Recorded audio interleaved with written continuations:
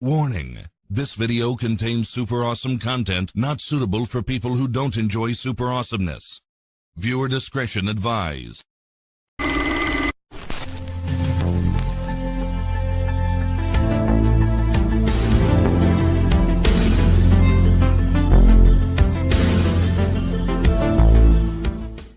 Welcome to Viewer's Choice. Your selection is about to begin. But first, take a look at what else you can see this week. Hey, dudes, inviting you to travel through time. First stop, a long layover at the video store. Bogus. Wait, you've got Viewer's Choice. Excellent. Hello, you rotten little bloodsuckers. America's most popular now. Get extra value. $12.50 cash back. Rise and shine, Mr. Freeman. Rise and shine. I want the truth. You can't handle the truth. What? Say what again? Let's get out of here! Like now!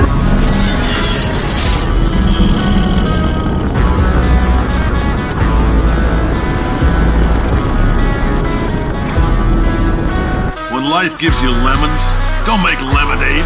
Make life take the lemons back. Get mad! I don't want your damn lemons! What am I supposed to do with these? Demand to see life's manager. Make life rue the day and thought it could give Cave Johnson lemons. Do you know who I am? I'm the man who's gonna burn your house down with the lemons. This is my ship, the Nebuchadnezzar. This is the core. Where we broadcast our pirate signal back into the nations. Welcome to the Nebuchadnezzar with your host, Ernesto Morado, the double-headed coin, and your co-host, Pablo Morado, the Thunderbolt. Together, we are the Paramid Podcast.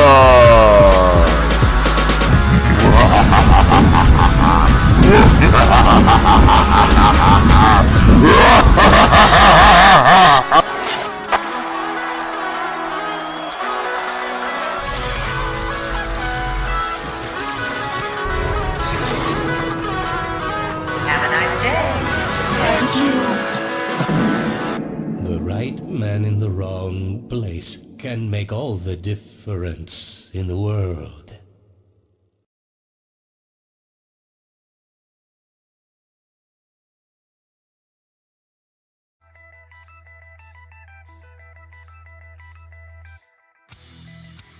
You're driving on one of those streets and a mob comes and surrounds your vehicle and threatens you, you have a right to flee for your safety.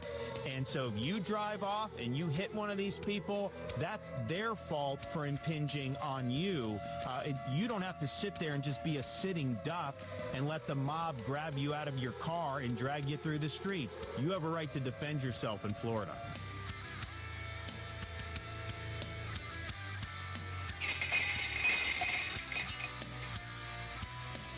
Are digging deep into the Chinese Communist Party's alleged role in this week's Los Angeles riots.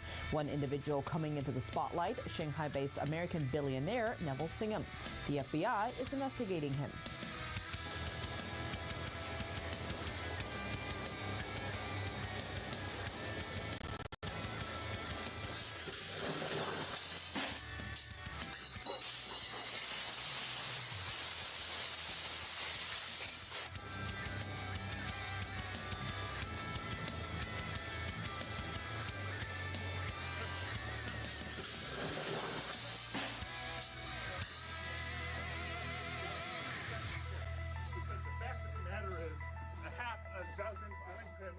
That you're rotating on your head off.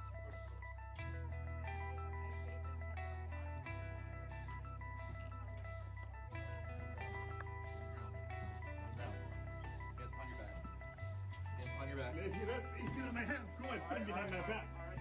Cool. Lay flat. Lay flat.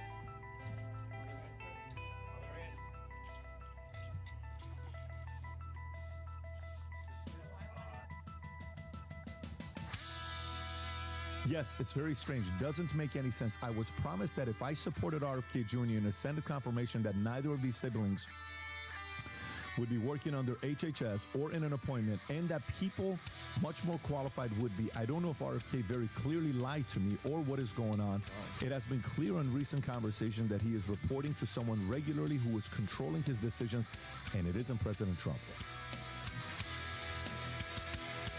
Welcome to the most banned podcast on the internet with your hosts, Ernesto and Pablo Morado. Broadcasting to you from the depths of the Nebuchadnezzar and fighting the unseen hand in search of truth. Join us as we go digging in the valley of the real for current events, conspiracies, and paranormal phenomenon. This is the Paramid Podcast. Don't forget to follow us at paranormal.experience on Instagram, at Paramid Podcast on X, formerly known as Twitter, and Paramid Podcast on YouTube. Every follow and like gets us one step closer to exposing the fools of the deep state. So let's light a fire of wisdom and take back our sovereignty.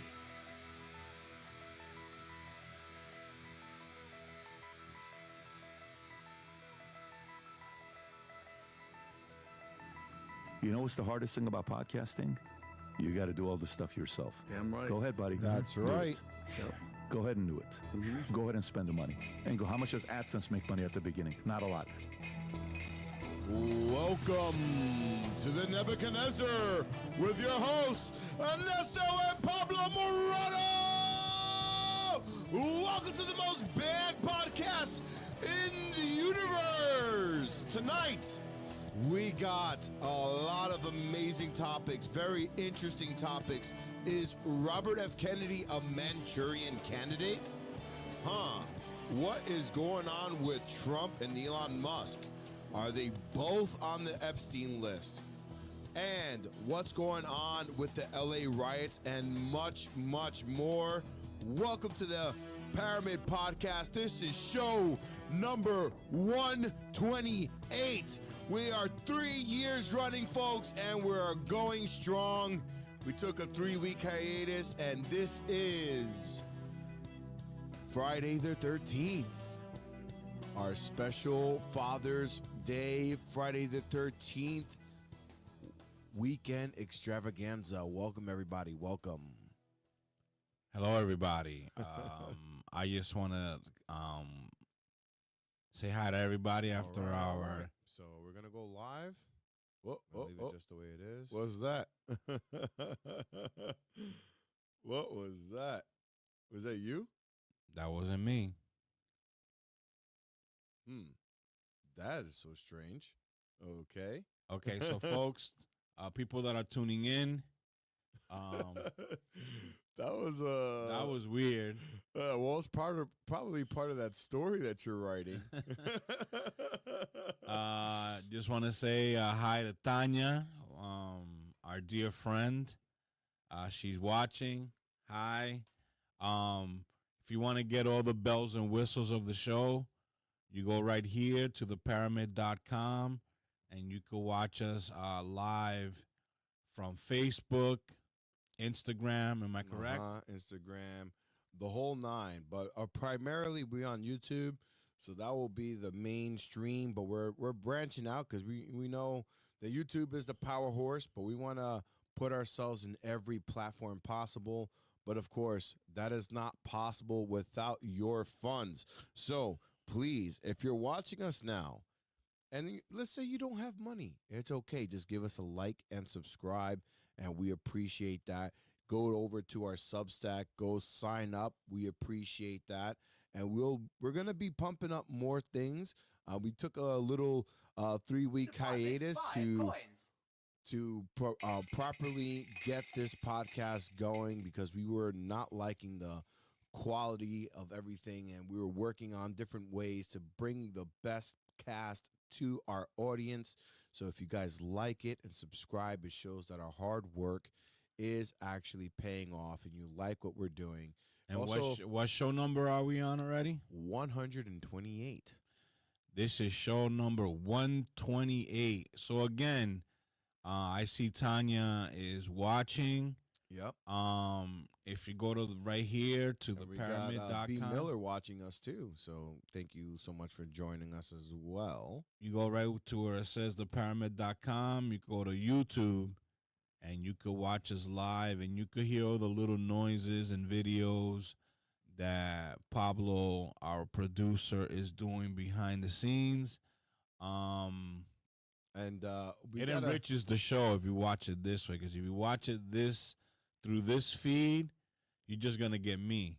And from time to time, I pan over to Pablo, but the other way, you see the way the full production of the show. And I want to also take the time to play some fanfare.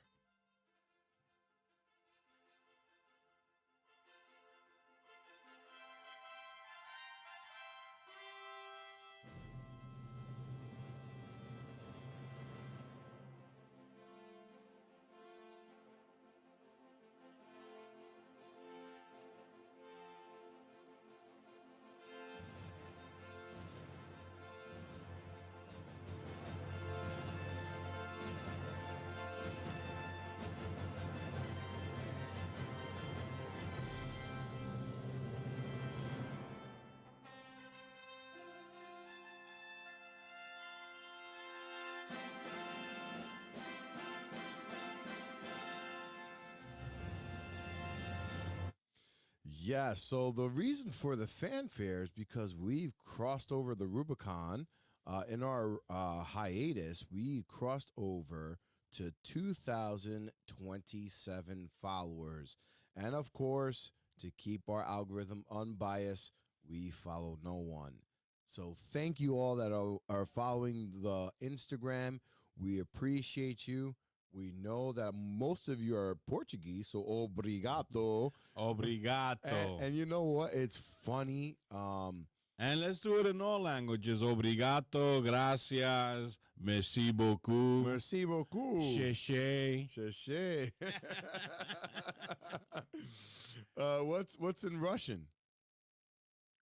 That's a good question. All I know is da. Or niet. Yeah, niet, which is no, niet. But that being said, Dankeschön. What's Dankeschön in Dutch, I believe? I don't know. I'm not too sure. Yeah, I believe it's Dutch. What about in Japan? Japanese?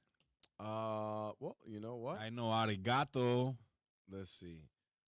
Say thank you in all languages. Let's see. How do you say that? In all languages. Okay, so thank you, gracias, merci. Dank is German. Okay. Grazie in Italian. Grazie. Obrigado in Portuguese. Chinese is xie. Japanese is arigato. Gosimaso. Okay. Arigato gosimaso. That's damn close. They always sound pissed. And then, even when they say thank you. Oh, in Arabic, shukran. Let's see. Shukran. Hindi. Oh, yeah. In Russian, it's spasibo. Spasibo. Yeah. Yeah.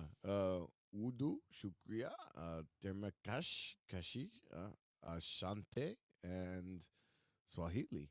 Oh, in Dutch is dankuwel. Dankjewel. Dankjewel. Okay. In Hebrew, let's not leave the Hebrews out there. Torah. In Swedish, tak. In Norwegian, it's tak again, but a different tak. It's more K violent, I guess. In Czech, dekuji. As many languages, salamat in Filipino and Tagalog. Oh, and it's Filipino. We gotta give, our thank you for that. Salamat, thank you for that. But thank you for all those that are following, that are liking the cast. We appreciate you very, very much. We have a lot of news to go through and a lot of clips. But before we get started, I just want to let everybody know, usually around this time of the year, we take a little hiatus because we have little ones. and our little ones were celebrating birthdays. My grandchildren are growing. We got the Star Child, which is the first one, and then we got the Thundercracker, which is the little guy, the Starscream of the Voltron family.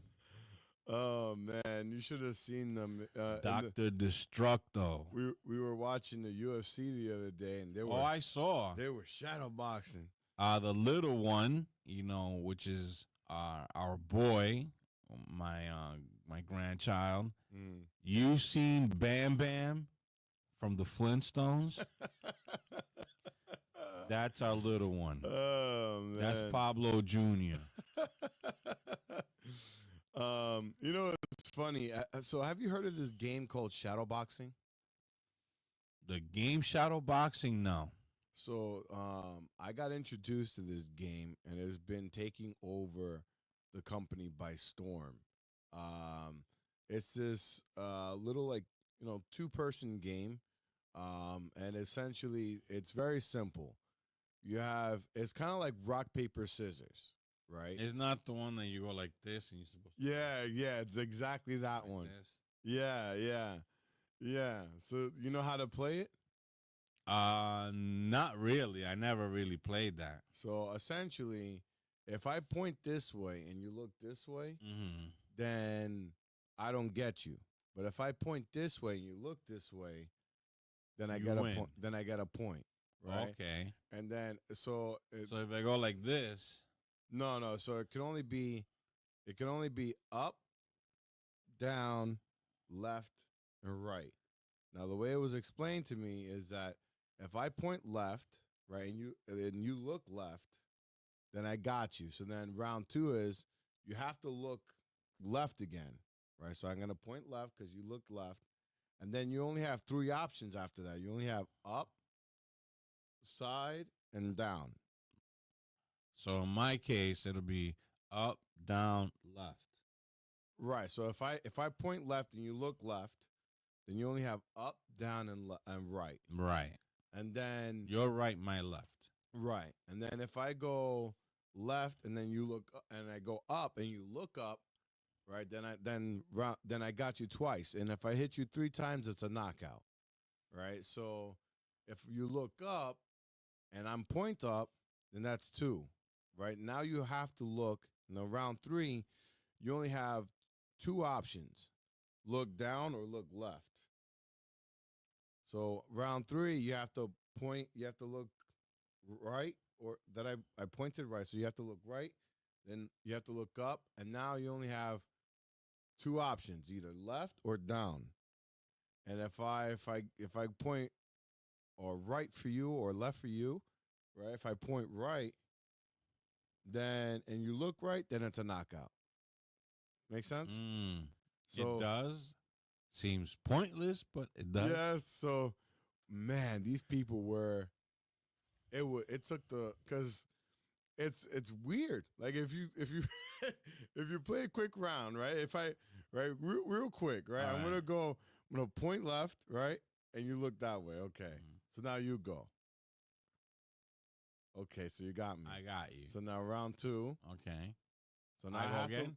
So I have to look. You have to point left because I have to follow what you caught me with, right? Okay. So I have to look left. Then I go up. Right. So if I look down, you see how you went up? I look down, so then I go again, right?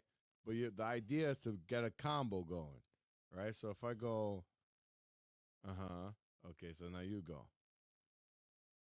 Oh, okay, one more time.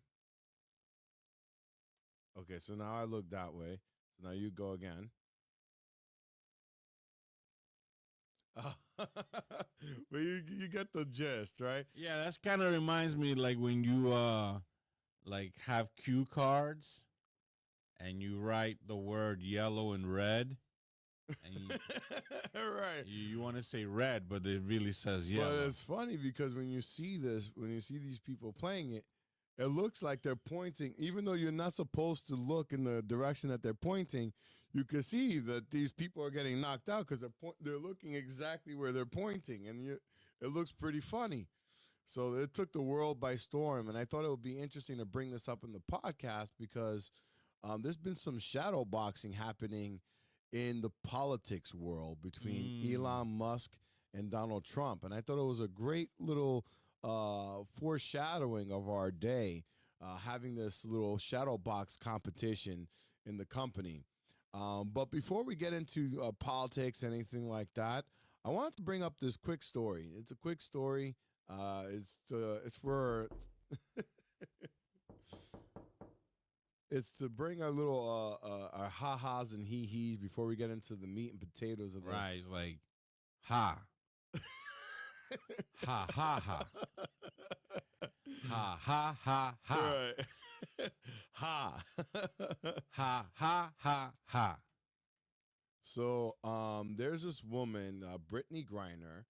I'm gonna tell Grok to give me a brief summary of Brittany Griner. So something happened in the sports world. I thought it was pretty Now, fun. we were discussing this off air.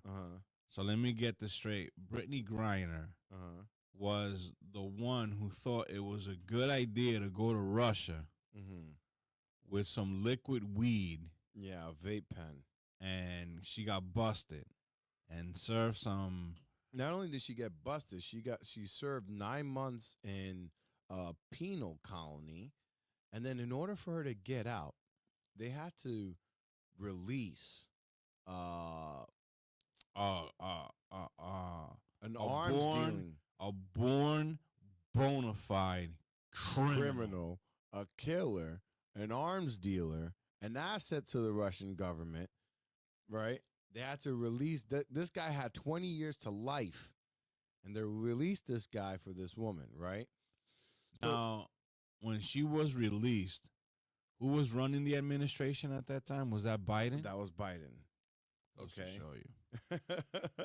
So then she gets released, and when she gets, I mean, don't it make sense? Like if she's over there, right, and you want to make a swap, find some Russian athlete over here, right? Incarcerate him, right? You and even Steven. This is just like the trade Not release agreement. the worst criminal that you have. Right. This is just like the tariffs. Or that you don't even have to release anybody. You got powers. You're the United States of America, for crying out loud. Right, but it doesn't it like has some kind of similarity to the tariffs?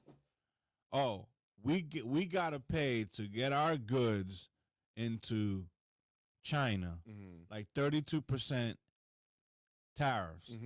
But to get our goods from China here, right, yeah. we pay nothing. We pay virtually nothing. Right. So or nothing at all. You give me no, they pay nothing. We pay everything. Right.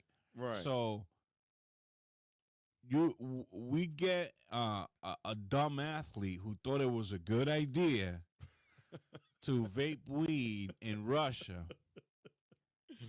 And this is what we get. You get one of the most heinous, hardened criminals that we got in our prisons today. Right. So who gains off of that? Well, definitely. That's a movie right there. Because we let what's her name? Brittany Griner. Brittany Griner. We wanted her back. We released this guy to the Russian government. He ends up doing something heinous against the Americans, and I guess we have to blame the athlete for being dumb. Well, this is a book in the making. This is so check this out. So here's the Grok summary. So Brittany Griner, born October 18th, 1990 in Houston, Texas, is an American professional basketball player for the Atlanta Dream in the WNBA. Standing 6'9", she's 3-time Olympic gold medalist, 6-time WNBA All-Star. Griner dominated Baylor University, leading the team in 2012 at a championship, setting a single-season block record. Drafted first overall pick. By the way, this is prior to Caitlyn. What's her name? Caitlyn. Right. So Caitlyn Clark. I got a. So when she was winning all these awards, she was breaking audience, fan. In putting fans in the seat. When she was playing, she had actually 3 people watching. Right. So check this out. So full house. Caitlyn Clark is from Des Moines, Iowa, an American professional basketball player for the Indiana Fever, a 6-foot guard. She's widely regarded as the greatest collegiate players ever, holding the NCAA. Oh, she can ball. Right. So it says here, drafted first overall in 2024, earned Rookie of the Year honors, setting league records for assists. She should have won the MVP. But so check this out. So whenever she's not playing, it's cheaper. The tickets. The tickets are cheaper. The attendance goes way down. Nobody's watching, right? So this is what I'm gonna, in full disclosure and transparency, I have never watched the WNBA. Never. Neither have I. And you're not alone. I don't think anybody really has watched it. But down. In all fairness, I can count on one hand how many NBA games I've watched. I mean, I'm not a big NBA I'm not fan. Not much into the NBA. The only reason I was interested at all in basketball was because of Jordan. Right. When Jordan was playing, right, I watched a lot of basketball. Once he left, I don't care about Kobe Bryant. I don't care. Well, it was called the one now was LeBron James. LeBron James. He's playing with his son. I've watched every time I watch LeBron James play on the very few times, like I'm expecting the spectacle of Jordan. He's like the GOAT right now, right? It's so lame. Jordan was like a freaking fighter jet going off that foul line and doing but okay, he's got the numbers and I just never get the chance to see him do what he does when I watch him. But Jordan, he came through every time. Yeah, that was his trademark. So this woman, Brittany Griner, after we release a person from prison, right? Not just any guy. He's probably one of the worst hardened criminals. Yeah, that's like, do you want us to release this man, or all he wants is peace, right, and love for humankind, or this rapist Barabbas? Right. Yeah. So we release Barabbas. Right. So check this out. So now she comes back, right? And now she's commenting on all this new attention for Caitlyn Clark, right? So she goes, every time we play her, there's this commotion, like this loud rumbling from the stands. Turns out it's people, thousands of them, just sitting there, watching on purpose. It's very disruptive. Wait, so imagine her playing in a Subway series when Mets against the Yankees. Oh, forget it. Which the stadium feels like it's gonna like implode. So she writes, she continues. It says here, Brittany Griner voiced frustration in a recent interview, claiming that Caitlyn Clark is ruining what used to make the WNBA great. That nobody watched. So it's ruining her concentration. So it says here, this is a quote from her apparently. WNBA games used to be a chill, quiet place. You could bring your laptop and relax, maybe even get a little work done.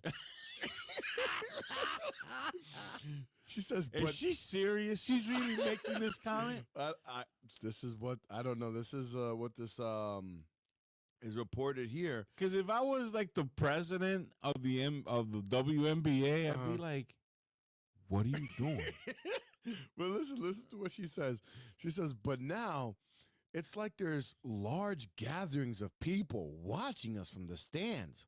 Some of them are yelling crazy shit about what they're seeing, putting unfair pressure on us to score, like we're there for their entertainment. And that's pretty gross. Wow. She says the whole thing is pretty toxic. I saw a guy with his daughter in the crowd, both of them yelling. Couldn't hear what they were saying exactly, but it was either something about my performance or some light racism. Definitely one of the two. Wow. Wow. I can't believe she said that.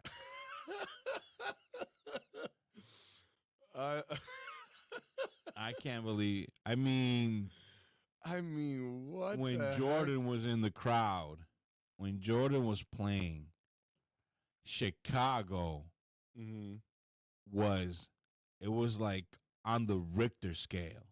Right. You know, this guy. It was blowing up everywhere he went, actually. Not just Chicago. Everybody, every stadium. Oh, man. Like, but for and with LeBron James has a lot of fans, too. Right. You know, he packs the crowd, but this is what. Well, for her to say some of them are pressuring them to score. I mean. You're damn right. You're damn right. Dude. Score, please. But yeah, it's like. What are you watching? I don't want to be stereotypical. Like we're there for their entertainment. You are. But it just reminds me of like you're working a regular job, you know, earning a regular wage, right? Let's say you're earning, maybe just above minimum wage. But the majority of the time, you're on your phone, you're doing nothing, but yet you want to get more money. That's literally the meeting I had with the CEO of my company.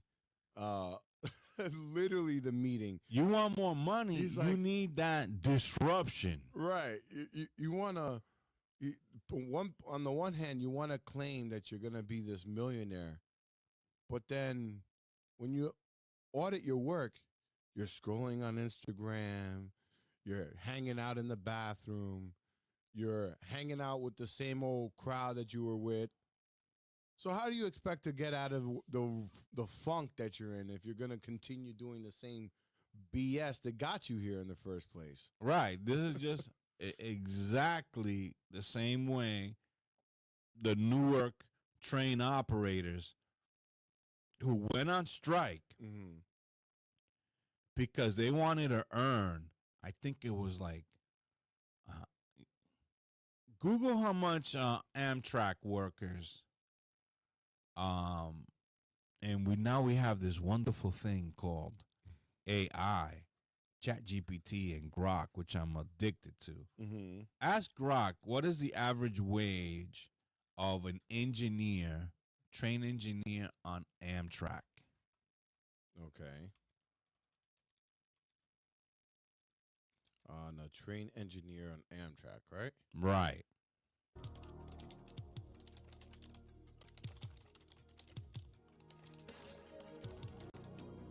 Please sit tight and hold on to your pence and quid.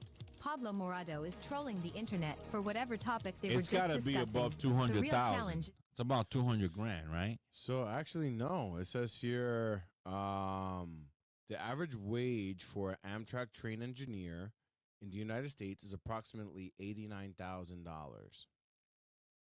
Wait a minute. Or about $42 an hour. For Amtrak? Yeah. Okay, so then... Here. Can you read that? Okay, so then Google, what did the Jersey train engineers, why did they go on strike? Okay, go on strike. Because they wanted to make like a ridiculous amount of money to run those busted-ass trains in Jersey, which are never on time.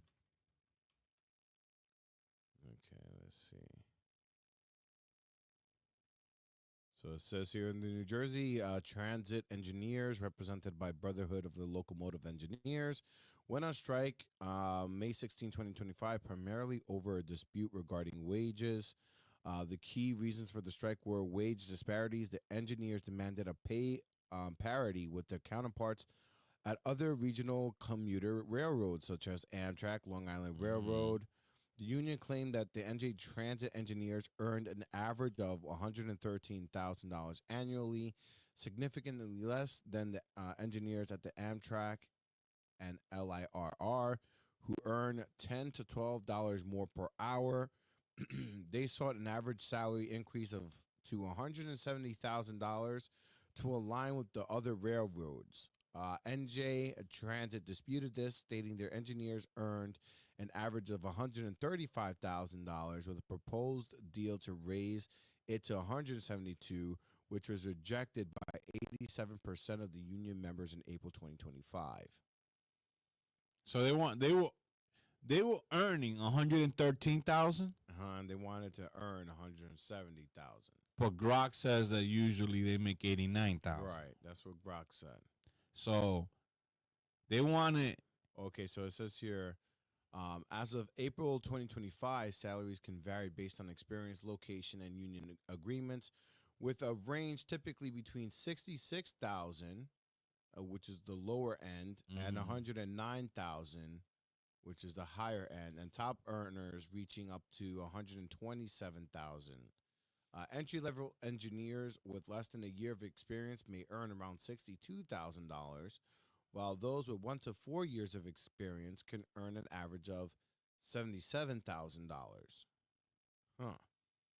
And they wanted $170,000. $170,000 to run that busted train.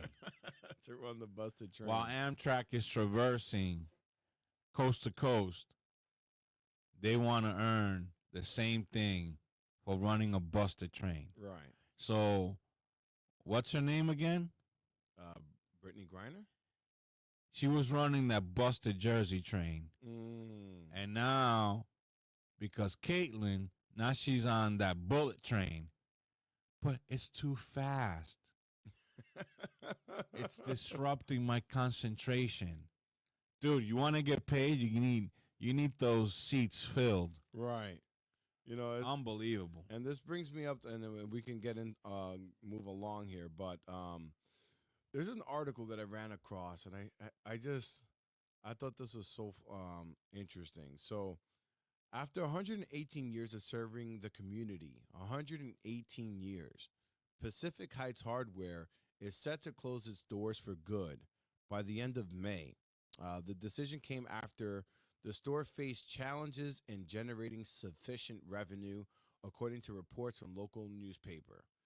We just didn't have a lot of people coming by, and so it was just costing us more money than we were getting, right? So Pacific Hardware? Yeah. They're competing against the juggernauts of like Lowe's and Home Depot. Okay, but here's my so they're saying to themselves like, okay, it's time to close. I mean, we're losing money, right? But they were in business for 118 years, right?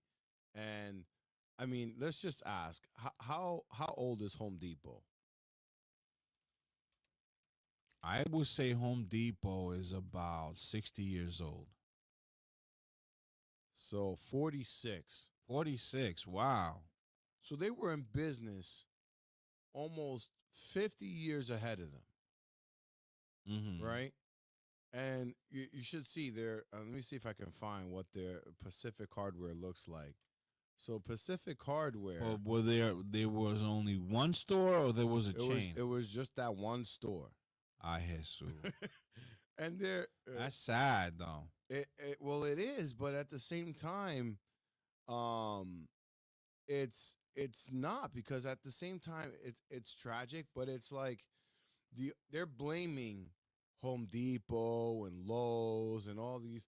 Oh, what was me? Everybody else, low foot traffic or blah blah blah. But if you just pivoted, if you just, like you were saying, these people, they expect more money, right? This business expected more money to do the same amount of work. You had to do things differently. You had to keep up with the market. If Amazon was just a bookstore, it would be closed by now. Who reads books? Who reads books, right? Who's going to buy a book on? Who really buys books, really? But my heart goes out to that company. What is it, Pacific Hardware? Mm-hmm. Because I was in the same shoes. I understand that, but I think at the same time, you can pivot, all you want. Uh-huh. When you're a mom and pop shop, you can pivot here and there. It's hard to compete against these juggernauts. Well, what I'm saying is, you could say that, but they had 50 years so in essence, they could have been the juggernaut, but they let other people overtake them. Right? Yeah, but again, and then I was thinking, like, there's so many different ways, like, you could have pivoted. You could have been the hub of the community, the place for the plumbers and craftsmen and people in the area. You could have been the place to grab supplies. You could have done so many different things to keep yourself. But what you don't realize is a mom and pop shop, right? We cannot buy in bulk. You understand what I'm saying? Well, I get that, but I'm saying if price wise, you just cannot compete. It's unless you got a niche clientele that I'm coming. Yeah, but I'm thinking, okay. Look at this. As you see in the background here, right? That's all my work. All the paints and canvases and that I use for these pieces, I go to Michael's, right?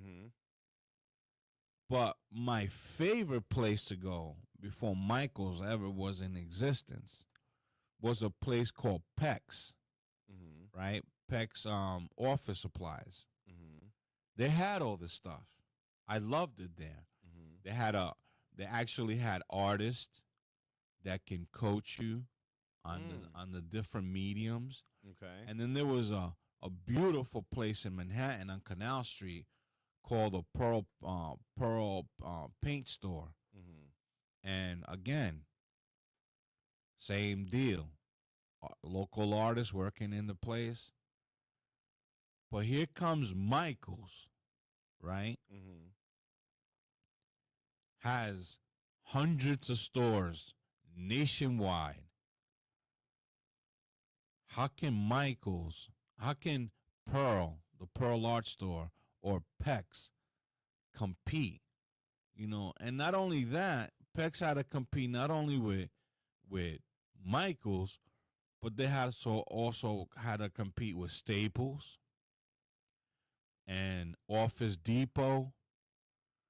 So it's difficult. I mean, I get it, but I think a level of stubbornness is also what caused them to lose footing. I mean, there is a level of stubbornness that, because, like, as I went through it, if you're pivoting, if you're actively seeing how the market is changing and seeing how interests are changing, you could have bought different things. You could have reinvested. You could have done things. Well, in that case, I mean, I don't know. It's just in my opinion. In that case, you have to get investors. You have to. I mean, yeah, but mom and pop shops, it's very difficult. Of course. And I'll leave it there. I know it's very difficult. I can tell you that for sure. But I also think that a lot of the reason why they fail has little to do with all the reasons that they give. I think it has more to do with the lack of creativity, lack of willingness to. I disagree. When you're up against giants, you could be creative and and do all this, you Well, know. how does somebody like Amazon, which is like came out of a garage, beat out the giants in the book industry? Well, they offered something. But that's what I'm saying. If you're in the industry, you got to be able to. Right, but when you're in the industry, it's like, how do I say this? You don't see the vision. Not everybody has that vision. That's what I'm saying. Jeff right. Bezos had the vision, Right. like, you don't need to go to a bookstore. Right. You use the internet and see what you want, and you order it, and guess what? It comes right to your door. Yeah, but it's even more than that. It's like, you know, what made Sears back in the day? That's another one. Like Sears, how much different is Sears than Target? Well, or Sears, Macy's or anything like that. Sears is the equivalent to Amazon. What does Sears do? What does Sears Roebuck do that nobody else was doing? You put everything in one spot. I mean, this is not a fair question for me to ask you because this is way above your existence. I remember a little bit of Sears. Sears was like a Macy's. You saw the tail end of it. The tail end. But what made Sears Roebuck what it was is they introduced something which was revolutionary. Just like Jeff Bezos. So warranty? No. It's called a catalog. And they sent everybody a catalog. And people would, instead of having to go to Sears Roebuck, they could just buy it. They saw it on the catalog. They ordered it. And no matter where you were in the country, it would get to you. So the genius of Jeff Bezos was, I don't know if he got the idea from the catalog industry, but I have a good inkling to think that he said, catalogs work. Imagine if we do an online catalog. That makes sense. And birthed Amazon. And that's what, all of a sudden, you didn't have to like get in your car, go to Barnes and Noble, right? Ask questions, and everything was online, right? And you got the book you wanted. You know, understand? Mm-hmm. But then, as you say, he thought outside the box. Right. When he saw the books were selling, he was like, okay. What other catalogs can I add? Right. Like, for example, when I had my deli, you know, I had the same concept. Like, you're gonna go to you're hungry, right? You're gonna get yourself a sandwich. As you're ordering the ham and cheese with lettuce, and why do you put more cheese than ham? And then you look, and they're like, oh, Dip, he sells model cars, too. I'll be damned, he sells cigarettes. I get beer here. Oh, my God, I can get a telephone cord. You understand? Right. Same concept. You understand? He just took it up a notch by introducing the catalog, and he realized if books sell, you know, what if I sell this? I'm selling glasses now. Now, that sold. What if I sell cups? It sold. And just continue adding to the catalog. But he had a vision. Right. And instead of him trying to cram everything in his garage, somewhere down the line, he's like, this shit is selling. I think I'm going to need a warehouse. He got the warehouse. Continued to sell. Then the warehouse became warehouses. Right. And but when you're a mom and pop, like Pacific Hardware, usually is being ran by an old timer that refuse. You know, they're dinosaurs. You know, but that's what I'm saying. They don't see. That's exactly my point. See how to go to the next level, and they don't have the know-how, and they don't have the funds to pay for the know-how, and it's devolution, complete devolution. That's me.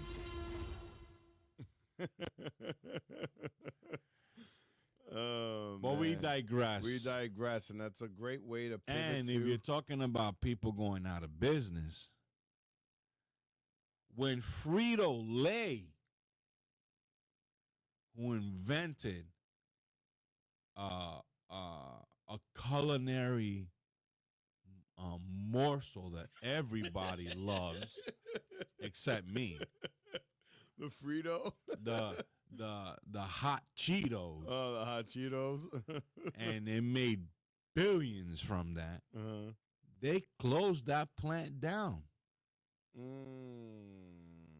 So when even they were like, you know what, we made the fiery hot Cheetos, we can't afford this no more. And they had to like incorporate, because they were just making it there, and it's like cost effectiveness is like, we just have all our other manufacturers that we have make the flaming hot Cheetos. And a lot of people are out of work. You know, when you see a place like Big Lots go out of business, right? Which in my case created a big hole. Big Lots was great for people like me who don't have the means. I cannot go to Raymore and Flanagan. No, yeah, we had blood stuff from Big Lots too. Yeah, and you know that patio stuff that I have in the backyard, that was Big Lots. It was affordable. But you go now to any other chain patio places, they Pay rake through the you. nose. Oh yeah. Well, with that being said, it's time to get into our AM PM game show. Absolutely. Welcome to. Stop that. For people that have been trying to buy our supplements, our site is down right now. We're having some technical difficulties. I promise you, Paramid is still in the works. We're in the works. Paramid.store is not going away. We just temporarily down due to technical difficulties. And when I say technical difficulties, please donate. We need your funds. Yes. Please, please, please. And when it goes back up, please don't hesitate to get yourself some supplements. Go to the link Keep tree. The movement going. I'll let you know when it's back up. You go to the link tree. You find Paramid.store. And please purchase some high quality. Or do I have to do Alex Jones?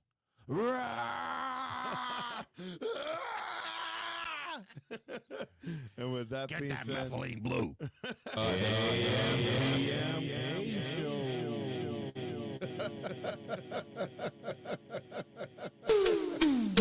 Welcome to the AM PM game show, where Pablo and Ernesto Morado attempt to determine what is going on in a video found online. Using only their ears and their third eye, the host will make a guess on what is going on.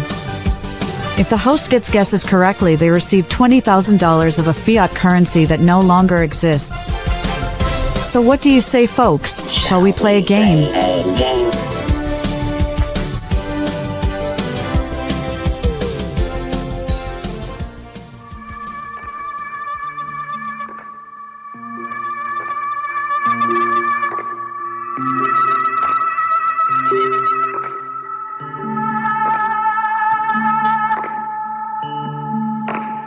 Radio is theater of the mind.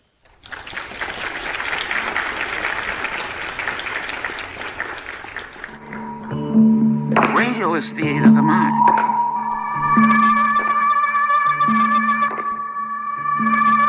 But radio is theater of the mind. It's imagination. It's imagination.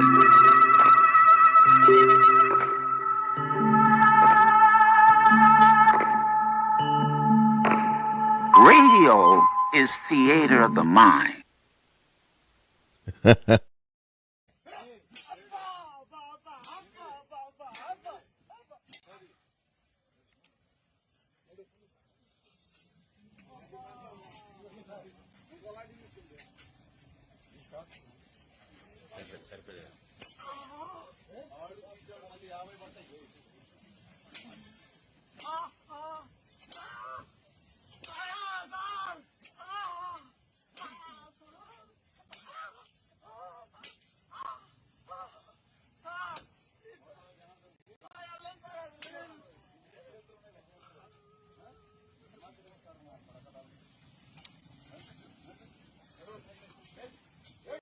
Now, we're in the AM PM segment of the show. Yes. This is how we go on to topics.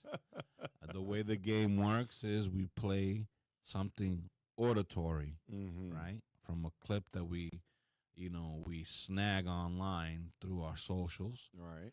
And you have to guess just with your third eye, your theater of the mind cap on, and guess what in heaven's name is going on in the clip.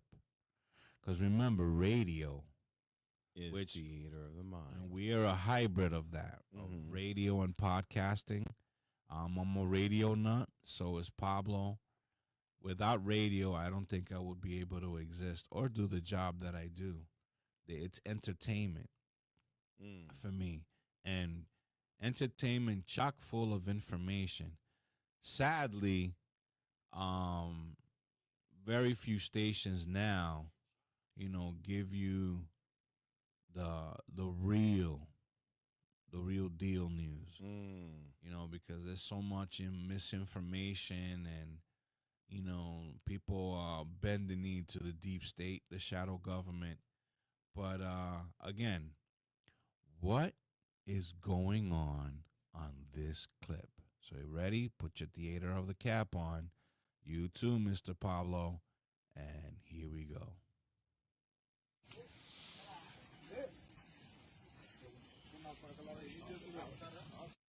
All right, so let's replay this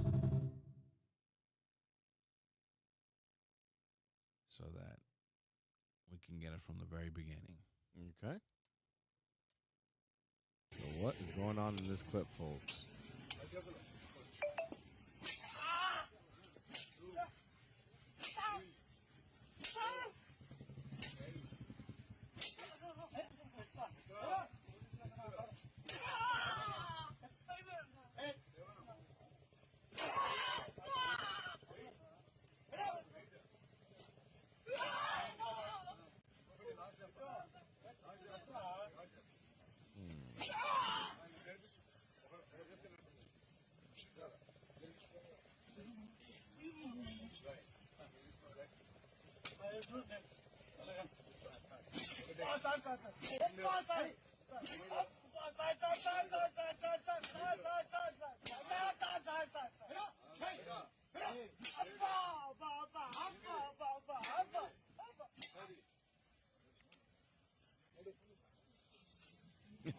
Well, the only thing I'm getting is somebody's getting beat with something.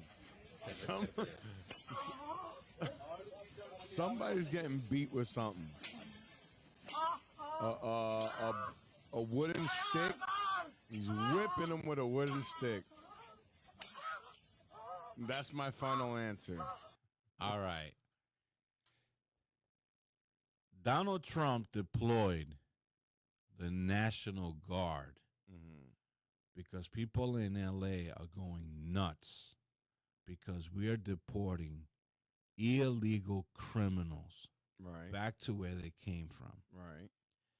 They use that excuse to burn down, the staple of America, the mom and pop shops. That got nothing to do with Donald Trump. Right. spray paint, damage property. They got nothing to do with Donald Trump. Waving Mexican flags. What does that have to do? Burning American flags and waving Mexican flags. That signals that you really want to be here. Right. But oh yeah, Donald Trump is making a huge mistake. Really? He is. Because this video will show you that if you do this, no more riots. Go to the Trello. Oh man, I'm afraid of what am I gonna Go to the Trello, ask Pablo, this should happen in America. All right, so problem solved. Enough said. All right, so let's see. Ask Pablo, this should happen in America. Okay, here we go. No troops needed. Not at all. No huge expense. All right, so Not at all. let's see what this is all about here. All right, here we go.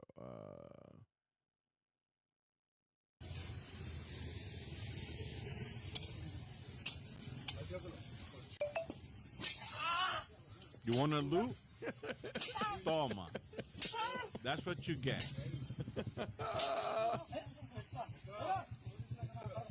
Toma.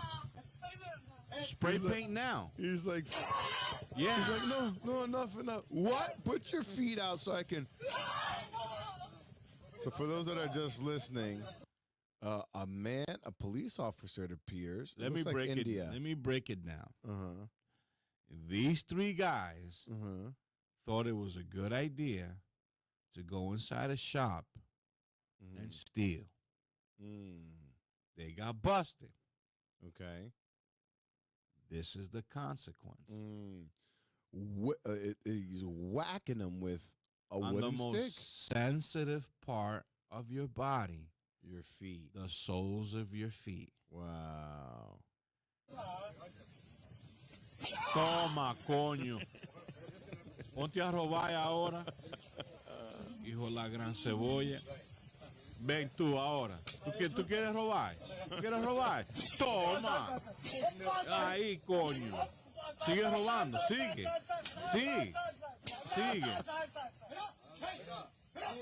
Toma. Sí, papa.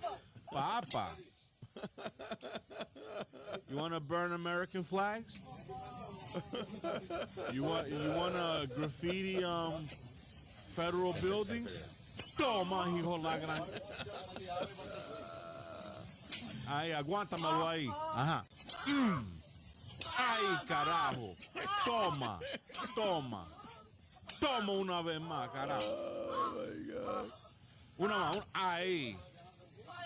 No, more, a couple of more. Ajá, llora ahora. ¿Quién te mandó?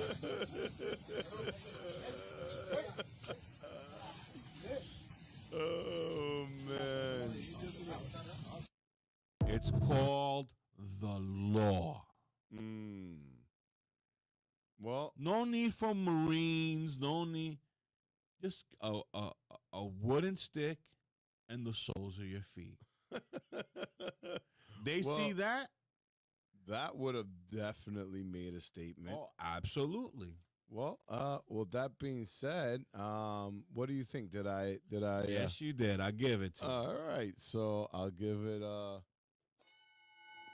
one more.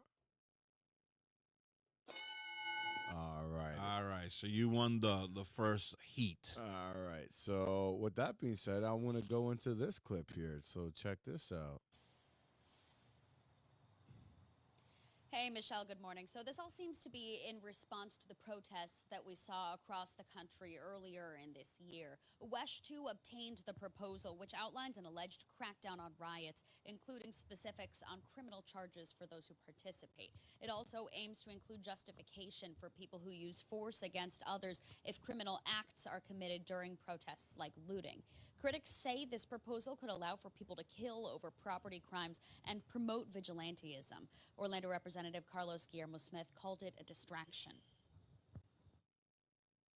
it is beneath the dignity of the office of the governor to be introducing such dangerous legislation. And frankly, Governor Ron DeSantis should be ashamed of himself. So now, Paul, okay, this is my opinion on this. Okay. You have the right, your constitutional right, to protest. Right. Right? You don't like what the president's doing? Protest away. Yeah, there are proper channels to do this. Our country's built on a protest. Yes. Fuck your team. You know, you tax us? Yeah. You don't like what's going on, you protest. Right. Right? My problem with these protesters is it's very how do I say this? There's a cacophony of things that are happening here, right? Which is, one, I get it. You're not down with the deportations of criminals. I get it. You got the right, freedom of speech, protest. Which is a ridiculous thing to say. You're not down with protest of without deportation of criminals. But this is one. What is that dude that you want to introduce to the cast today? Tommy Robinson. He says what? Well, he's that saying America is what? The only place where free speech is left. Yeah, is left. Right. Well, he also says, he's like, what America has are Mexican immigrants, right? And he's like, Mexican immigrants work really fucking hard. They're hard workers. They come over here and work for pennies on the dollar, bust their ass. He's like, I wish that England was getting invaded by, Mexican people that were wanting to contribute and assimilate into our country. Right. And it is unfair to categorize all illegal immigrants as criminals. Right. I get it. But we have a problem now. We're getting the good, but we're also getting a lot of the bad. Right. Right? And there is a process of doing this legally. Right. Right? My parents did it. Many parents of people that I know came to this country legally by way of the process. It takes time. But if you wouldn't like it if your stomach is rumbling, right? And you're hungry. I'm hungry, right? And you're online in McDonald's. The line is going out the door. But you skip the line and go in front and get your burger for your cake hole ahead of everybody else who's online. You got something to eat up in there? We hungry. Yeah. We hungry. Exactly. But then comes this character who jumps the line and be like, wait a minute. Right. People won't stand for that. You want to see a place get burned down quick? Mess with somebody who's hungry. Well, the same concept goes for this. We hungry. That's right. So the same concept. People are jumping the line, coming here illegally, and by way of that process, it's created an industry that the cartel are using, which is human trafficking, drugs, and this coyote business, right? It's sad because everybody has a chance at the American dream. Right. But they say one bad apple ruins the whole bunch. Yep. Right? Mm-hmm. So what do you expect Donald Trump to do? He's got to get rid of these criminals. You know, I am pretty positive that if you're, you know, going on a 9 to 5, you know, like right now I'm doing my property. Mm-hmm. Saw how beautiful he did what he's doing? I'm pretty sure that guy's not going to get bothered. Right. By ICE. No. Even though he is a legal citizen, right? But somewhere down the line, he made it here. Mm-hmm. And something tells me he made it here illegally. Mm. But he went and he did the work. Right. But he's adding to the society. To society. But that's what Tommy Robinson was saying. That these people, a good majority of them, are just like the guys the landscaper, you know? Right. They're hardworking. But they then, build businesses. You know, this guy, they're dishwashers. The mummy that we call the president, let everyone in. Right. To the point there was an app that you can download, and all you had to do at the border is like, that's my app. And that's it. And people from nefarious countries were like, oh, that's going on? Why in the hell am I paying all these bums in my prison? He sent them out. Go to the States, they'll take you. So now we got a problem. Right? We got Absolutely. We got a big problem. Huge problem. So we have, you know, this is just the first wave. Donald Trump, has like 140 days in office? Yeah. And primarily, but, you know, he's Obama, what is his nickname? The something dealing with the guy. The deporter-in-chief. The deporter-in-chief. He deported more people than anybody. Right. And most likely. So where's the riots for that? And most likely, the people that he deported were people like my landscaper. Probably. But nobody protested. Right. Right? Because he wasn't transparent. So that brings to, so now they're rioting in LA for this. And then this is what Ron DeSantis has to say about it. And we also have a policy that if you're driving on one of those streets and a mob comes and surrounds your vehicle and threatens you, you have a right to flee for your safety. And so if you drive off and you hit one of these people, that's their fault for impinging on you. You don't have to sit there and just be a sitting duck and let the mob grab you out of your car and drag you through the streets. You have a right to defend yourself in Florida. I agree. Right. Look what happened many years ago. And I believe it was in Randos Island in New York, where there was a mob of... I have it right here. It's funny that you mentioned it.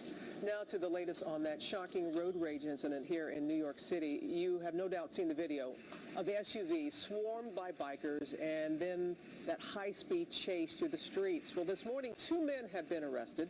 The authorities are searching for another. And ABC's Lindsay Janis has the latest on this fast-developing story. This morning, police have charged the man seen here punching this black Range Rover with reckless endangerment. Moments later, investigators say Alan Edwards dragged 33-year-old banker Alexian Leon out of the SUV, beating him in front of his wife and young child. That alleged assault not caught on camera was the end of a terrifying chain of events that police say started minutes earlier with a different biker. Watch as 28-year-old Christopher Cruz, also facing charges of reckless endangerment, suddenly slows down, causing Leon to hit him. Within seconds, that menacing scene, nearly 30 bikers swarm the SUV. Police say some of them slashing its tires. Then this. Leon apparently panics and makes a break for it, running over 32-year-old biker Edwin Mieses, who is also an aspiring rapper. Human This morning, bowling. the father of two is But you know what? The guy that ran them over, he was free to go. Yeah, because Yeah. his life was in danger. Right. So, yeah. But people are saying, oh, that Ron DeSantis, how dare he say something like this? Look, I've said this on social media today. I believe we're living two different realities. I really do. You have a guy, right, who's a human trafficker. Right.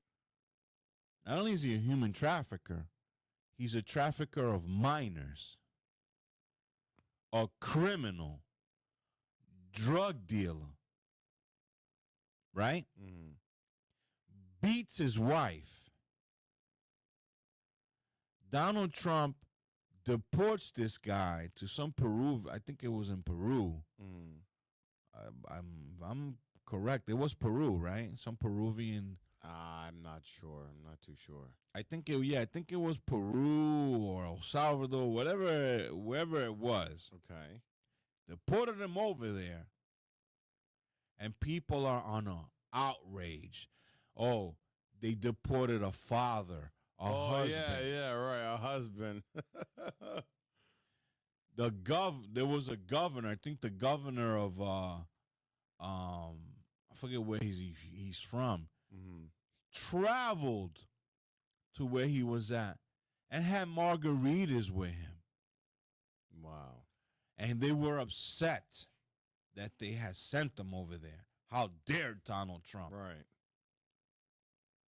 Come to find out, the grand jury has now found out that he's a member of MS-13, human trafficking of women and children, used to beat his wife, and he's not a great dude. You know what's interesting about So the this MS-13? Do you know that the MS-13 worship the devil? Well, that I didn't know, but I don't see that as shocking. What I find shocking is people advocating for him, calling him a father and a husband, and how dare we deport this guy? We're living in two different realities. How can you say bring this guy back? He's a good guy when he's not a good guy. He's a criminal.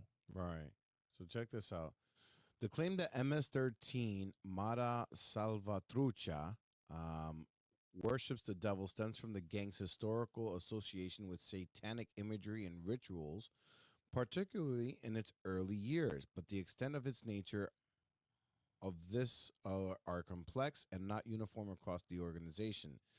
In 1970s, the MS-13, then called Mara Salvatrucha, Right, Mara Salvatrucha. Stoners, were found in Los Angeles by Salvadoranian immigrants, including heavy metal fans. Some early members were described as hardcore Satanists who engaged in gruesome animal sacrifices, giving the gang a reputation of a devil worship that enhanced its aura of terror. For example, one initiation ritual reported involved drinking each other's blood and sacrificing a cat in a cemetery. The gang's signature devil horns, hand sign, and tattoos featuring devils, pentagrams, or skulls further fueled this perception. High-profile cases have linked MS-13 to alleged satanic rituals. In 2017, two MS-13 members in Houston, Miguel Alvarez Flores and Diego Hernandez Rivera, were convicted of murdering a 15-year-old Genesis Cornejo in ritualistic killing, repeatedly after she disrespected a Santa Muerte shrine. which they associated with satanic beliefs. Okay, pause. See how things get convoluted? Santa Muerte is not a satanic belief system. But with everything, the bad people on this planet can take something that is not meant for bad and twist it for bad. Like the pedophile priests, they're not meant to be. Priests are meant to be thought of as holy, but yeah, here they are twisting. Well, there you're going off the beaten path, but well, I figure this is something similar. No, I'll give you a better example. Okay. Manuel Noriega, who was a notorious dictator, killer, and not a good guy. Okay. His practice was, I'm a bad guy, so I'm going to practice Santeria to help me get away with all this shit. Santeria is not demonic. It's a religion that stems from Yoruba, some from Africa. Right. You understand? But I mean, even Jewish people sacrifice, the red heifer, things like that, Yeah, that's like me. I go out and, God forbid, commit crimes and murder people. And then I asked Jesus Christ, please help me get away with this murder. Right. Exactly. You understand? It's the same thing. So the fact that MS-13 using Santa Muerte for their own devilish acts, right, it doesn't surprise me. What it does surprise me is that you got tattoos on your knuckles stating you're affiliated with the gang. Right. Right? And when you get busted, students and protesters are advocating for this guy under the guise of due process. Right. Well, here the reason I bring up this Satan, what do you call it? Satanic rituals or Satanism, is because that seems to be the cult that has its hands in the Democratic Party. They're bringing Baphomet into Capitol buildings. You fools. You fools. I mean, the Bohemian Grove. All these things, right? So how coincidental Eyes wide shut. Is it that they feel for a Satanist? I think that, there's some correlation there, that they felt bad for a Satanist. I mean, I just believe. I mean, even the transgender is a satanic imagery, right? Because that's why Baphomet has breasts like a woman, right? Right. It's a transgender thing. So I don't know. This is very interesting. Why people, but the protest itself.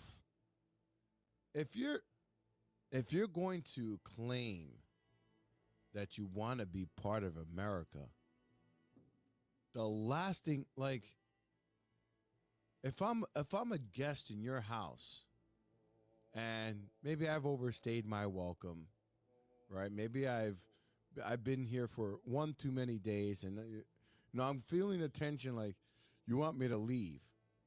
Am I gonna bust up your house to tell me, no, you can't kick me out of here?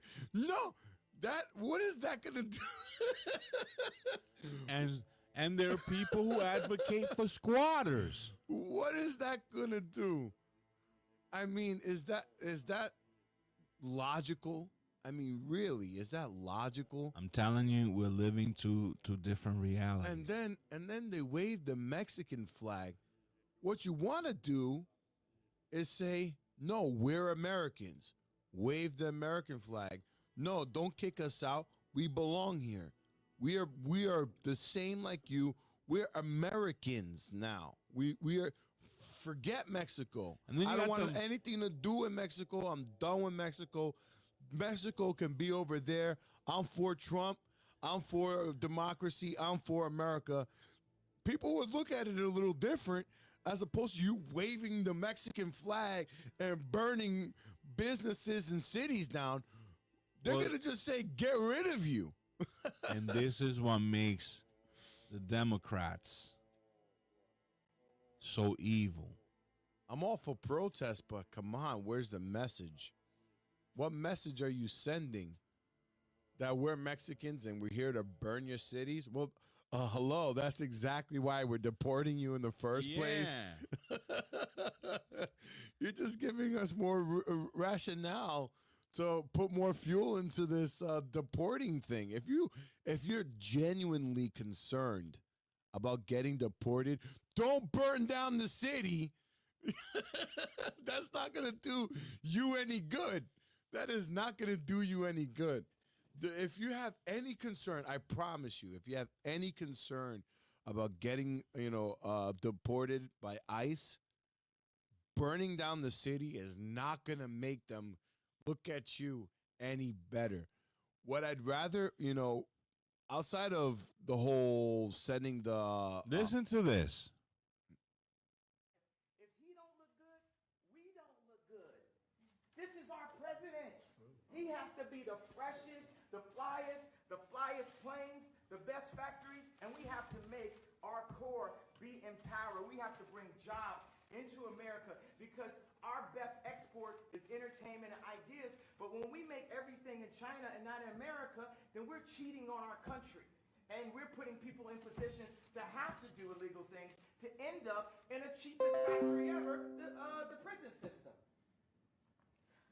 I'll tell you what, that was pretty impressive. I hate to say this, Jim. Do you want to say something? What do you do after that? But yeah, Kanye West is crazy. That was Kanye West. Oh, how long ago was this? This was recently. Well, so what did he say? I'll play it for you again. If he don't look good, we don't look good. This is our president. He has to be the freshest, the flyest planes, the best factories, and we have to make our core be empowered. We have to bring jobs into America because our best export is entertainment and ideas. But when we make everything in China and not in America, then we're cheating on our country. And we're putting people in positions to have to do illegal things to end up in the cheapest factory ever, the prison system. I'll tell you what, that was pretty impressive.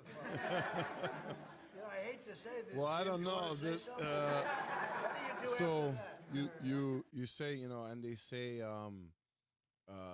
Kanye West is crazy, but he came out with a song called Heil Hitler. I mean, how could I say this? The dude is eccentric. And the dude is trying to convey some kind of message. Something about, he has some, he is dead set on the Jews. Something about the Jews is really set him off. And he's wrong about that, Well, he made this whole sentiment about Netanyahu, and he feels like Netanyahu is a bad cat or whatever. Netanyahu is no angel. Well, yeah, but you saw his whole Alex Jones bit with the net and the yoo-hoo and Look, all politicians are evil. Donald Trump is evil. Biden is evil. Iraq is evil. They're all bad. Right. But before they got to the White House and got indoctrinated, they probably had good intentions. But once they sit you down and be like, hey, Mr. President, look what we do here. We do this, we do that. And by the time the whole introductory tour is over, it's over. You went from a good guy to a bad guy. with that said, we still have the best country in the world. We're lucky to be living here. Of course. Yes, we are. We're lucky to be living here.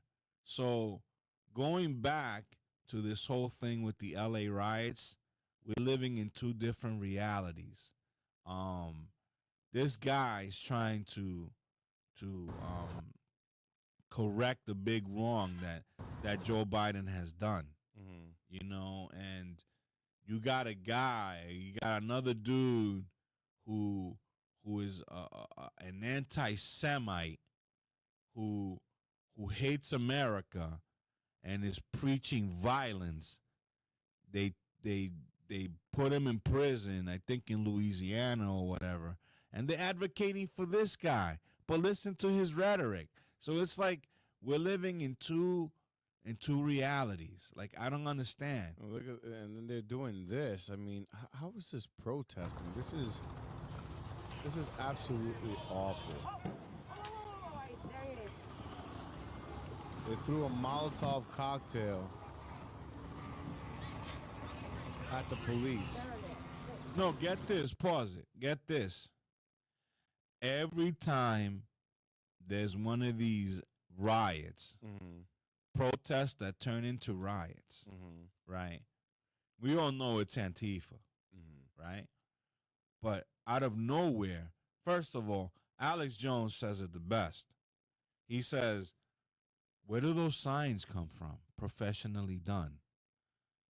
All of a sudden, there's pallets of bricks. Right. So, by deploying the National Guard, they removed all the bricks, right?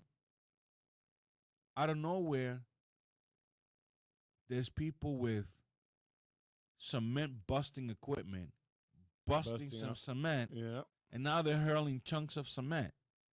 So you're advocating for this, and then you look at the Tele-Live Vision and the media, they're all saying there's no violence. It's a Right. peaceful protest. It's a peaceful protest. How is that peaceful? Thank God for social media. Thank God for TikTok that's streaming this shit live. So it's two different. One person is telling you, no, that's not happening. But the media, the on social media, you seeing it live. We were like, wait a minute. You have somebody saying, I don't know what you're talking about. This guy is sharp as a tack. Right. But he's bumbling everywhere. Right. And the guy is obviously sick. So you don't know who to believe anymore. This has gone from saying there's aliens. No, they're not. It's fake. But I saw some. No, you didn't. And it went from the alien phenomena to everything. Everything. Everything is a lie. So you don't know who to believe anymore. Well, yeah, it makes you question, like, was there ever actual journalism? Was that ever a thing? Like, even the people that we do, like the Walter Cronkites and the people like that we do associate with real news, what if that was a spin? Look, it's a sad world we're living in. Because they basically had a monopoly on news before, right? Now is why it's coming apart, because we actually have social media and things like that, but they had a full control of the narrative back then. So I don't know. This whole thing is really convoluted, and then to introduce yet another piece to the puzzle here is this piece, because I'm always focusing on China. Well, before we go to China, I want you to hear this, and it is relevant to what we're talking about. Wonder what. All right, so I'm gonna put this up, okay, because again, it seems like the theme of the show has presented itself. you do not know what to believe anymore. Everything that was a staple, like Lucky Charms, is a delicious breakfast item. No, it's not. No, it's not. It's poison. You could trust your doctor. No, you can't. If you step on a rusty nail, you're going to get tetanus. No, you don't. So it's like the whole thing was a lie. Yeah, so reefer madness, everything, the whole thing. So check this out. I don't know if you see it on your screen. Yeah, I do. All right, here we go. Play that. No, you got to play it. Oh, I got to play it. Here we go. Why we're told it's the year 2025? Because it's not, and it never was. This is a deep one, and only those whose magic lens is activated might grasp it. Time has been edited, deleted, and reset, not by accident, but by design. In 1582, Pope Gregory XIII dropped the Gregorian calendar. It replaced Julius Caesar's Julian calendar. And guess what? 10 full days were deleted. Time was literally rewritten. Why?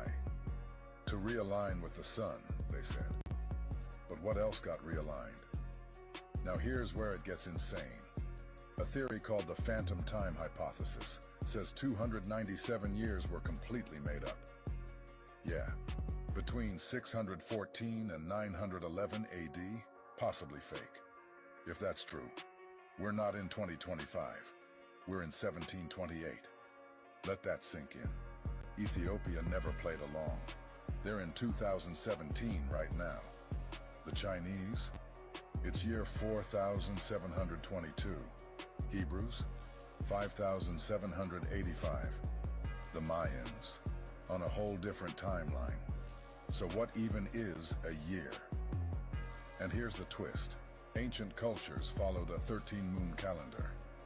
13 months, 28 days each. Perfectly synced with nature and the cosmos.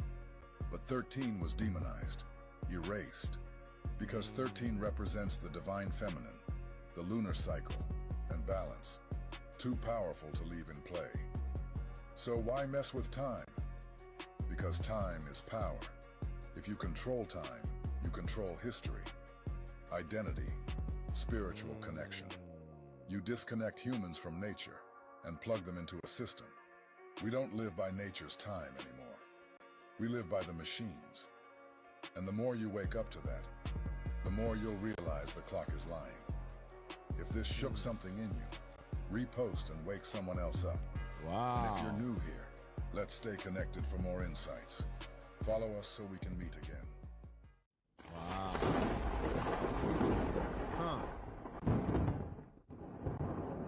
That's very interesting. Now play me some fanfare. All right.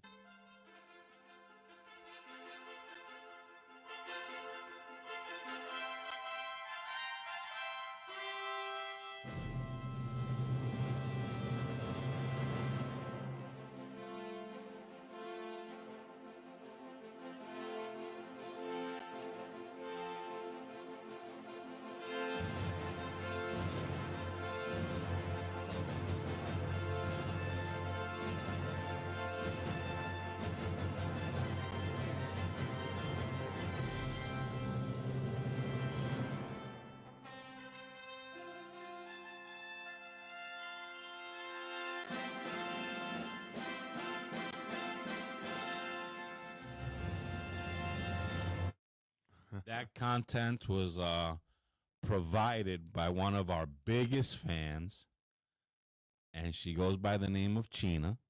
Thank you very much. She sends me some very provocative, interesting stuff. So kudos to you, China. To our biggest fan and Verduga. Yes. Play me some Verdugo. All right, hold on here.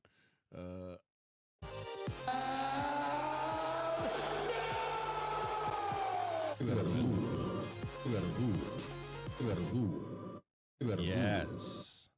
So thank you very much to one of our Wow. So yeah, I mean, time is being edited, and it's amazing. And it's happening right before our eyes. Statues are being brought down. Oh, there was no Robert E. Lee. There was no Christopher Columbus. What? It's like now the Cleveland The Indians. Republicans freed the slaves. What? What? Yeah. Black people used to be Republicans? What? No. No, that's not possible. If you're There black, was you a have to team be called a Democrat. the Washington Redskins? No. Oh, no. The Cleveland Indians? What? Oh, my I goodness. thought it was the Cleveland Guardians. It's like, come on.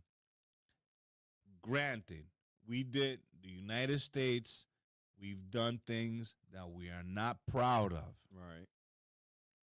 But like it or not, it's part of our history. Right. Let's not candy coat it. Let's not, it happened. It led us to where we're at now. Let's not erase history. Now they want to like ban books and do all kinds of stuff. Like, dude, this has been happening. And, back then you can get away with it. There's people like us now. Right. We're not going to let that happen. So with that being said, I think it's time for us to go into another AM PM the game. second heat. Yes, the second heat of the AM PM game show. Let me get my clip all AM game show.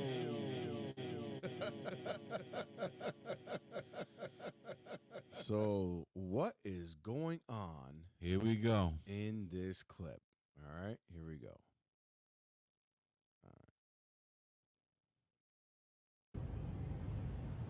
Whoa! Whoa! Whoa! What is that girl doing? Is she getting out of her car while driving? I can't believe I got this all on camera. This is just unbelievable. Wow! What do you think is going on in this clip? Dang, that's not fair to me. I'm not. Well, it gave you clues. It gave you clues in there. Play it one more time. All right, here we go. Whoa! Whoa! Whoa! What is that girl doing? Is she getting out of her car while driving? I can't believe I got this all on camera. This is just unbelievable. Wow! Okay, I'll take a stab at it. Okay. Maybe there's this girl who's driving and she decides to come out of her car through the sunroof or through the window or something like that. Okay. While the car is running. Okay. And she comes out and does what? That's a good question. She's doing something. What do you think she's doing? Maybe getting into some kind of altercation of some sort while she's driving. Is that your final answer? Yeah. So she's getting out of the car and getting to some altercation. Yeah, she's doing something in retaliation of something while she's driving. Okay. All right. So if that's your final answer, I'm going to put the video up on screen. Hold on. Let me just move us over. I mean, all I got to go on is what the guy is ranting about, but would you want another take? No. You're confident? I'm confident. All right. So here we go. Some kind of road rage. Road rage. Okay. So let's see. So I'm going to put this up on Unless screen. she's like exposing herself in some strange way. So here we go. This is what's going on. Ready? This is happened in Rochester, New York. All right. Christ. Whoa! Whoa! Whoa! What is that girl doing? Is she getting out of her car while driving? I can't believe I got this all on camera. This is just unbelievable. Wow!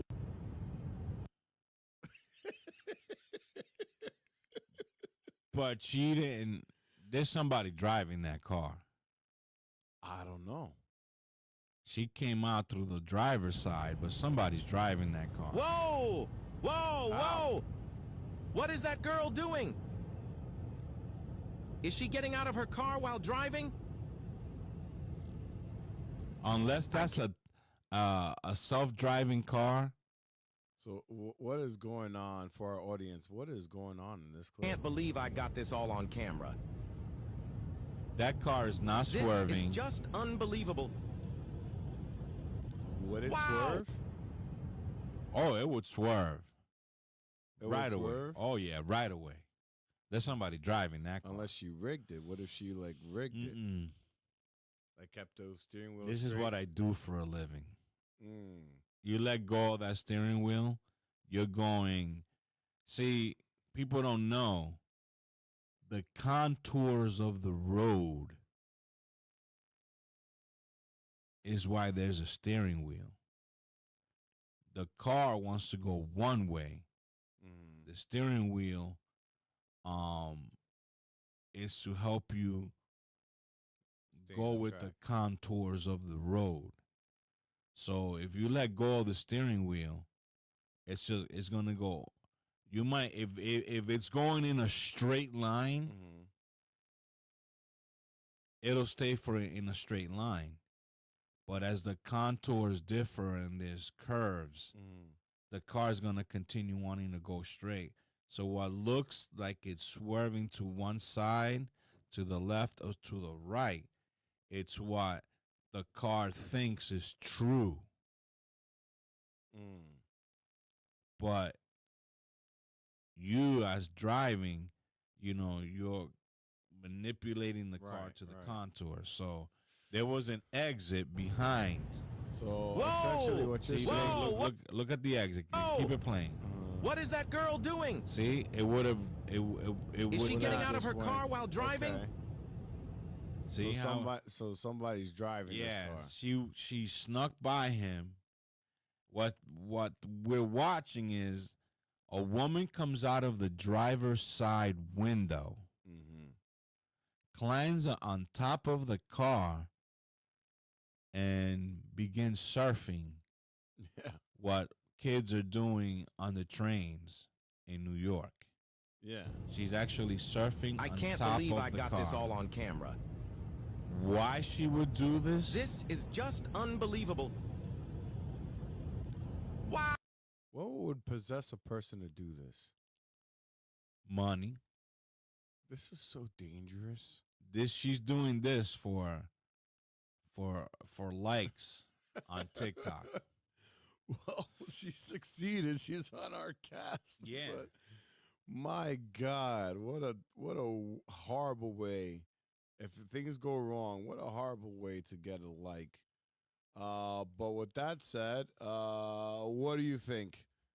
Do you get a half or you're full? No, I failed horribly. All right. So then let's see. So if that's the case, then I'm going to bring up quickly to wrap up the LA riots. Who is funding this? So check this out. Which coincidentally enough, I saved this video in the Trello and it's showing up as unavailable. But if you look for it in YouTube, you can actually find it. So check this out. U.S. lawmakers and the FBI are digging deep into the Chinese Communist Party's alleged role in this week's Los Angeles riots. One individual coming into the spotlight, Shanghai-based American billionaire Neville Singham. The FBI is investigating him. Before we get into who Neville Singham is and his ties to China, let's first look at one group deeply involved in the anti-ICE protests, the Party for Socialism and Liberation. It's a communist political party based in the U.S. that openly supports the Chinese regime. Over the years, Neville Singham has reportedly funneled more than $20 million to the Justice and Education Fund, a nonprofit with leadership ties to the Party for Socialism and Liberation. The fund has also supported several other U.S.-based pro-Marxist groups. So, who is Neville Singham? He's a pro-China tech mogul, an American living in Shanghai with his wife, Jody Evans. Singham once worked as a consultant for Huawei, the Chinese telecom giant blacklisted by the U.S. as linked to the Chinese military. Beyond that, he also shares office space in Shanghai with a Chinese propaganda firm. A 2023 New York Times investigation revealed a photo from Singham's office showing young people gathered beneath a red banner that read, "Always follow the party." Hanging nearby was a portrait of China's communist leader, Xi Jinping. So cool. Surprise, surprise. China is involved. Mm-hmm. Surprise, surprise. With the Satanist and everything else that is being folded in. That's what I think has been China's goal for a long time. Get us all confused. And what's going on now is downstream of their efforts to, I mean, first we thought we were worried about Russia, but I mean, China is doing some crazy things. No, China's, Oops, sorry about that. Go in ahead. my opinion, Russia's the scapegoat. But China's the real enemy now. Right. I mean, let me see if this is the right clip. When it comes to Los Angeles or other cities, if we see other cities are gearing up, and these people are agitators, they're paid, they're professionals, they're insurrectionists, they're troublemakers, they're all of those things, but I believe they're paid, and we're going to find out through Pam Bondi and her great staff, her great people at Justice, who they are. And Mike, I think you're doing some investigations in that in Congress, but we're going to find out who they are, because they're really, I think what they're doing is unbelievably illegal. Just one thing. So they took the bricks away from people. They're walking in with satchels of bricks. Now, why do you have bricks? You have bricks because you throw bricks. They're very important.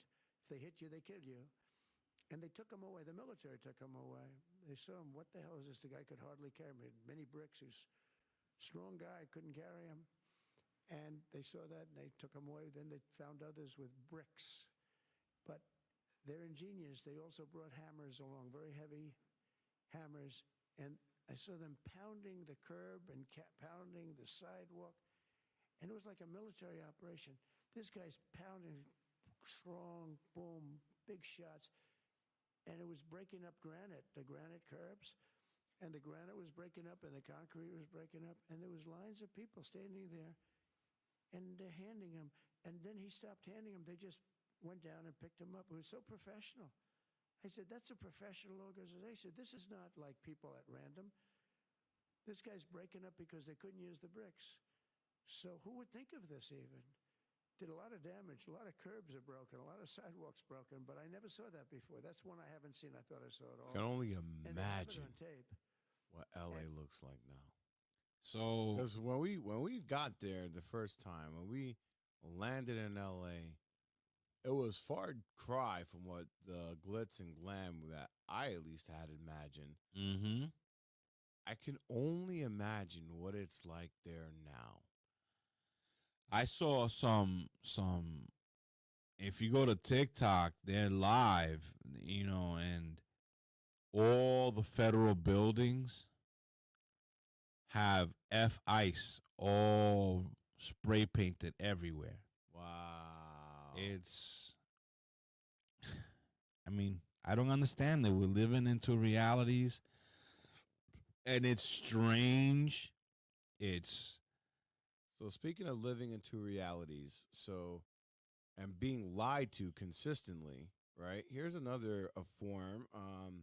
So I'm listening to a Joe Rogan podcast with this doctor. Actually, let me just look up the doctor really quickly here. So the doctor's name is Dr. Mary Talley. And she is this a doctor that happened to get folded up into this whole COVID. Excuse me. Oh, my God. Gave yourself a pow-pow. Oh, my God. It's been that long. I haven't done that in a while. Hold on. I got to give myself a... Pues ya da pow-pow. Hey. Pow, pow, pow, pow, pow. So, she got wrapped up into this whole Google bit because she wanted to, right before the Google came out, she wanted to start up a clinic. She retired from her regular practice from, being in the hospital, and she wanted to do her own thing. Well, in doing so, she was getting the Google happen, and she was getting a lot of patients.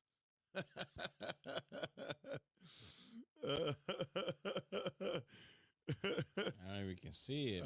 Here, I'll do one of these. Let's see. Here. This is what we have degraded to now. So I'm going to show this up on screen. There you go. There you go. So, essentially, she went out, created this clinic, ended up dealing with a lot of Google patients, and she was issuing out monoclonal antibodies, which was working. And she was one of these like clinics that didn't have any like associations with insurance, so you had to pay out of pocket for it. But people would come. People would go there because they were afraid of the hospital, and they were going to her because she was actually helping people. And they banned monoclonal antibodies, and she ended up going with the ivermectin, the horse paste that everyone deemed it as. But in her doing this practice, she became a target. And she was like, what's going on? Why am I a target? They were even threatening to take away her license for treating patients and having good results, right? And so this is the person that she is. And now she has criticisms of Robert F. Kennedy, saying that he's not all that he's cracked up to be when it comes to the MAHA, movement, the Make America Healthy Again. Mm-hmm. And she's saying that he's doing things that are a little bit boneheaded. And, she's not all on board. Besides eating roadkill. What do you mean? Robert F. Kennedy likes to pick up roadkill. Really? He eats roadkill? Rumors. That's gotta be this scene. Let's look up what Grok has to say about this. I've never heard of that. So it says Robert F. Kennedy has publicly admitted to collecting roadkill throughout his life, notably stating in 2024 that he once had a freezer full of it at his Westchester home in New York.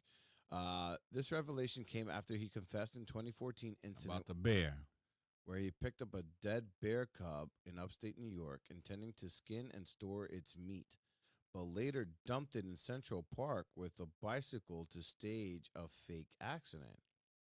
I did not know of this. Kennedy, an avid falconer, I didn't know he was a falconer as well, used roadkill to feed his birds of prey, such as ravens. Though he no longer owns a 21 cubic foot refrigerator used for this purpose, additional stories include a 2012 incident where he beheaded a washed up whale and tied its head to its minivan, alleges from his cousin Caroline Kennedy. Oh my God. Allegations from his cousin Caroline Kennedy. In 2025, he blended baby chicks and mice to feed his birds, which she cited as part of his unsuitability for public office. While Kennedy has denied eating a dog, claiming a photo showed a goat, his roadkill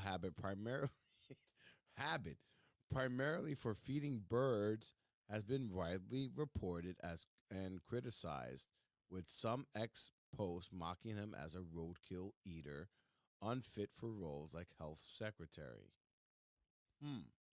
Interesting. When I aim at the target. But with all that strange shit that he's doing with roadkill,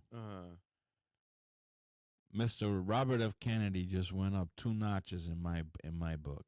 Why? A, he's doing something that I've always wanted to do. Falcon. To be I always wanted to be a falconer. B, he has ravens. My favorite freaking. That's my spirit animal. So I mean, in a way, he is,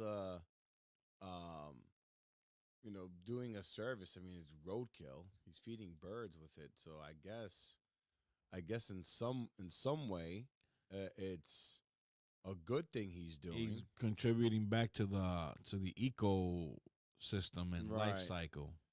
So check out this article here. So it says RFK Jr.'s former running mate Shanahan says he lied to her or is being controlled. It says here, Robert F. Kennedy Jr.'s former running mate, Nicole Shanahan, claimed on X she thinks there's someone controlling the health secretary's decisions, but said wasn't President Trump, as she lashed out at the wellness influencer Casey Means, Trump's controversial pick for Surgeon General. Have you seen this guy's body? Casey Means? No, Robert F. Kennedy. Oh, I mean, he's built. He's shredded. Yeah. He is shredded. Yeah. For a 70-year-old? Yes, he is shredded. So a lot of people think that he's juicing up. So this was his former running mate. And then this is what, let me see if they have the full tweet here. It says crucial quote here. Okay, so this is her interview, but I want to see the tweet. Where is the tweet? Doesn't show it here. It's okay. I have the tweet in another area here. Hold on. But the tweet, I would like to hear your opinion on this because I had no idea of the roadkill bit, but I would love to hear your opinion of what this woman. So it's his former running mate when he was running for president. So let me just pull this up here. Where is it? Here it is. So and then let me show you. Okay, here we go. Or what is going on. Okay, so here we go. So it's this is what Nicole Shanahan tweeted out. Yes, it's very strange. Doesn't make any sense. I was promised that if I supported Robert F. Kennedy Jr. in the Senate confirmation, that neither of these siblings would be working under the HHS or in an appointment, and that people much more qualified would be. Or okay, so he wouldn't be working under HHS or in an appointment, and that people much more qualified would be. I don't know if RFK very clearly lied to me or what is going on. It has been clear in recent conversations that he is reporting to someone regularly who is controlling his decisions, and it isn't President Trump. With regards to the siblings, there is something very artificial and aggressive about them, almost like they were bred and raised Manchurian assets. His former running mate. I mean, that's like Joe Biden saying that Obama likes to suck Suck Sinclair. Yeah, Mr. Robert Sinclair. And that maybe oh my God, maybe it was Obama who brought the cocaine into the White House. Because that's what Robert Sinclair was claiming, that they were doing cocaine and that they were doing a little Question bit of... was Obama in the White House? That's a good question, but as a former president, I would imagine. But going because back, remember, he said that he'd rather be in the living room and giving orders. So in the basement somewhere, yeah, giving the orders while he's in his sweats, right? Bojangling. So, what do you think of this tweet? With Manchurian assets. Why would your former running mate say that about you? I just heard of this. So I would have to, let that process in my mind why she would say this. But there's something strange going on with the Kennedys. And especially with Robert F. Kennedy.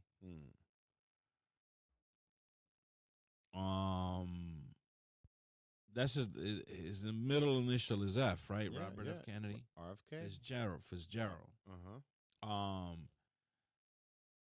Because certain family members have turned against them aggressively. Yeah. So it's odd, because they share like some kind of, they all share some kind of simpatico, because John F. Kennedy was assassinated. Robert F. Kennedy was assassinated. You would think that instead of driving them apart, this will bring them closer, being of the tragic events in their life. But the fact that Robert F. Kennedy doesn't believe the real, what they term as what really happened to his father, he believes that something else went on. And then other family members, like I believe cousins, have turned against him because he's made these statements. There's something there. So I looked it up. This is what Grok has to say. So it says, Nicole Shanahan, Robert F. Kennedy Jr.'s former running mate in 2024 independent presidential campaign, referred to Kennedy as a potentially being a Manchurian asset in a May 8th, 2025 post on X. In a response to President Donald Trump's nomination of Dr. Casey Means as U.S. Surgeon General. The term Manchurian candidate typically implies someone being manipulated or controlled by external factors, often unknowingly, as popularized by the 1962 film about a brainwashed political figure. Shanahan's statement stemmed from her confusion and frustration over Kennedy's apparent support for Means' nomination, which she found very strange and inconsistent with her prior assurances. She claimed that she was promised that neither Casey Means nor her brother, Callie Means, both high-profile supporters of Kennedy's Make America Healthy Again agenda, would hold positions under the Department of Health and Human Services, HHS. If she supported Kennedy's Senate confirmation as health secretary, instead, it says if she supported Kennedy's Senate confirmation as health secretary. Instead, Casey Means was nominated and Callie Means was appointed as a special government employee at HHS. Shanahan suggested that Kennedy's decision were being influenced by an unnamed entity, explicitly saying it had been clear in recent conversations that he's reporting to someone regularly who is controlling his decisions, and it wasn't President Trump. She described that mean siblings almost like also she's describing the Means, Casey Means, and maybe as almost as they were bred and raised Manchurian assets. Also, it wasn't that she was mentioning that Robert F. Kennedy was an asset or Manchurian asset. She was specifically reaching out, saying that the Means, Casey and Callie Means, were Manchurian assets. Siblings as almost they were bred and raised Manchurian assets, implying that they may be strategically placed to serve external interests.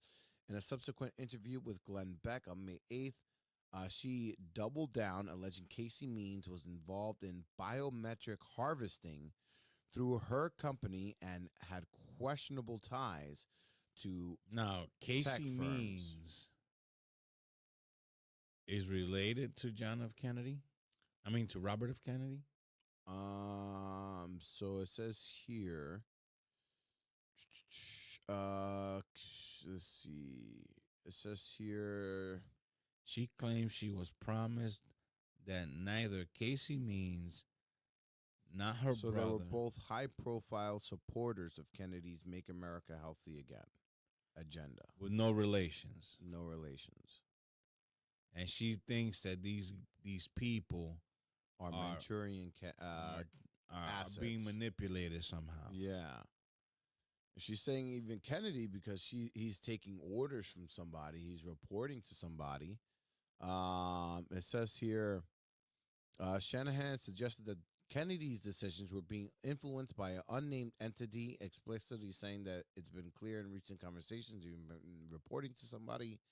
Though her company has questionable ties to tech firms, raising concerns about suitability in the government role. So she was harvesting, biometric harvesting, I guess, whatever that This means. is the first time I'm hearing of this. Her recent comments reflect a broader concern about Kennedy's autonomy, as she also noted that incredible people offered significant jobs had their offers mysteriously rescinded by unnamed forces, hinting at a hidden influence over Kennedy's actions. Shanahan's use of the term also tie her to disillusionment with Kennedy, as she felt misled about the direction of his decision post-campaign, particularly after supporting his HHS role. So my question is this all of a game? Like is the Trump presidency? Because I'm like reflecting now, and El Cuco happened under Trump, and towards the tail end, the vaccines, Operation Warp Speed, happened under Trump. Now, they didn't release it until Biden was in office, but Trump did take a lot of credit for creating Operation Warp Speed, right? So I'm wondering, is this a whole bait and switch? You know, like no matter what you do, it's still, the machine still does what it's going to do regardless, kind of a thing, where whether it be Trump or Biden, we're both not one of them is going to be doing anything to save us. I don't and because she's saying the reason why I'm coming up with this, because she's not alone in saying that Kennedy, I wasn't aware of this whole, eating roadkill bit, but and staging accidents, but there's people saying that Robert F. Kennedy is not exactly doing what a lot of people were hoping, making America healthy again by enacting certain things that could allow, like, for example, taking down the mRNA vaccine, deeming it unsafe. Things like that is what people want to see, and they're not doing it. Same thing with Cash Patel. They wanted to see, the Epstein files immediately. They wanted to see all these things, the JFK files, but that's not being released. And now you have Elon Musk saying that the reason it's not being released is because Donald Trump is in them. And I'm wondering, well, so is Elon Musk. He's got to be in those files as well. He's in there. He has relations with Jeffrey Epstein.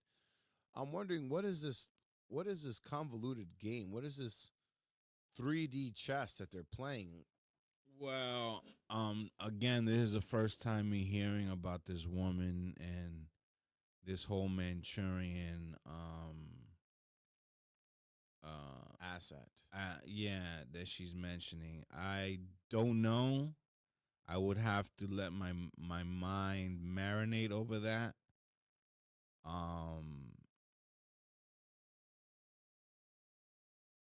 I don't know. It's just some things that Robert F. Kennedy does seems conflicting to me as far as health-wise goes. I mean, I'm on board with the whole vaccines and all that. But then, but he's not doing that. That's the big criticism. He's not getting rid of the vaccines. Again, and all that. It's only been 140 days. Right now, he's gonna do this whole thing about he's doing this whole research that's supposed to come out in September about does the glucose and vaccines, can that contribute to autism? The report is supposedly to come out in September. Well, supposedly, a lot of people that gotten the jab are reporting that they have had long COVID. Long Google. Right. And essentially, my wife, I didn't know, because she made me a wrap the other day, and the wrap was delicious, roast beef, cheese, some veggies in it. And I told her, this wrap is fantastic, but, next time, don't buy that mayonnaise that you bought. She bought like some off-brand mayonnaise that does not taste very good.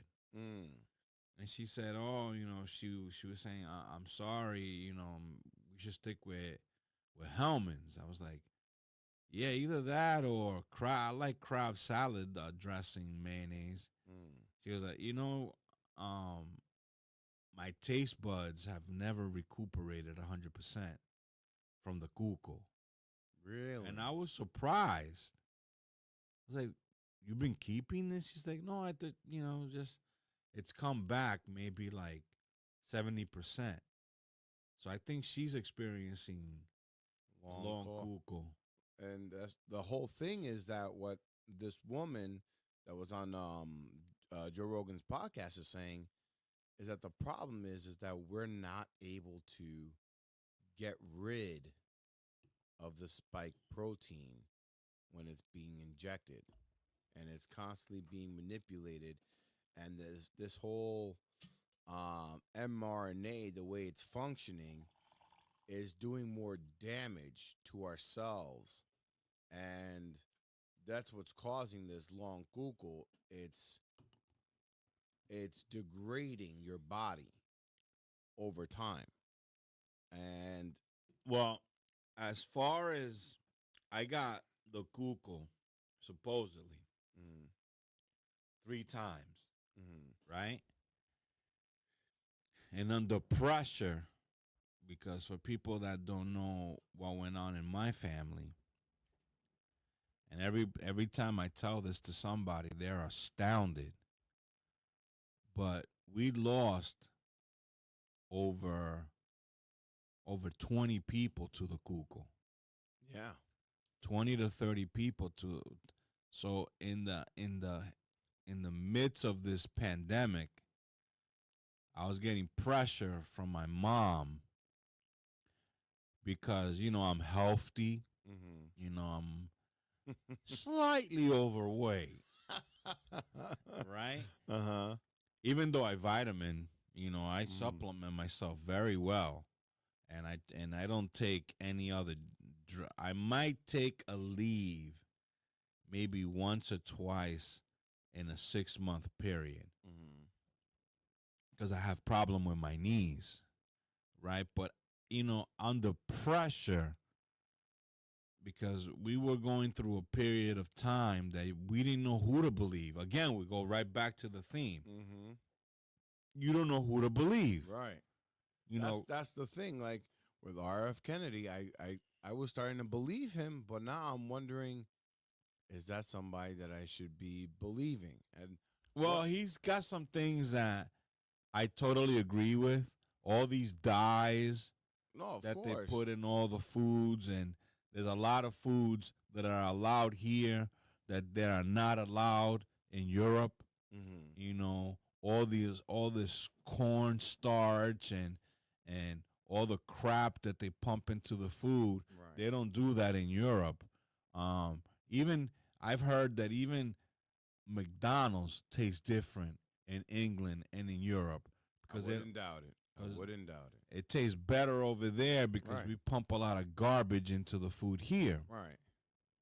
So under pressure, I have family members dropping like flies. I had cousins, uncles, second cousins, and they were just continuously people that were near and dear to my heart.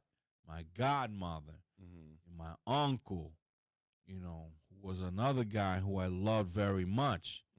Worked with him for years. And, so many people passed away. A second cousin of mine, father of the cat, passed away. Loved that dude. So many people that were near and dear. I'm like, damn. I don't believe in the kook. I don't believe in the jab. But under pressure and seeing people, like, I didn't know what to do. Right. One person is saying it's deadly. Yeah, it's not a good thing to do. The other person saying the pandemic is deadly. There are people in the beginning, I'm not taking the jab if it's coming from Donald Trump. I'm not taking it. But the minute that Biden got into office, now I can take it. Right. Because so under this pressure, I went against my instincts,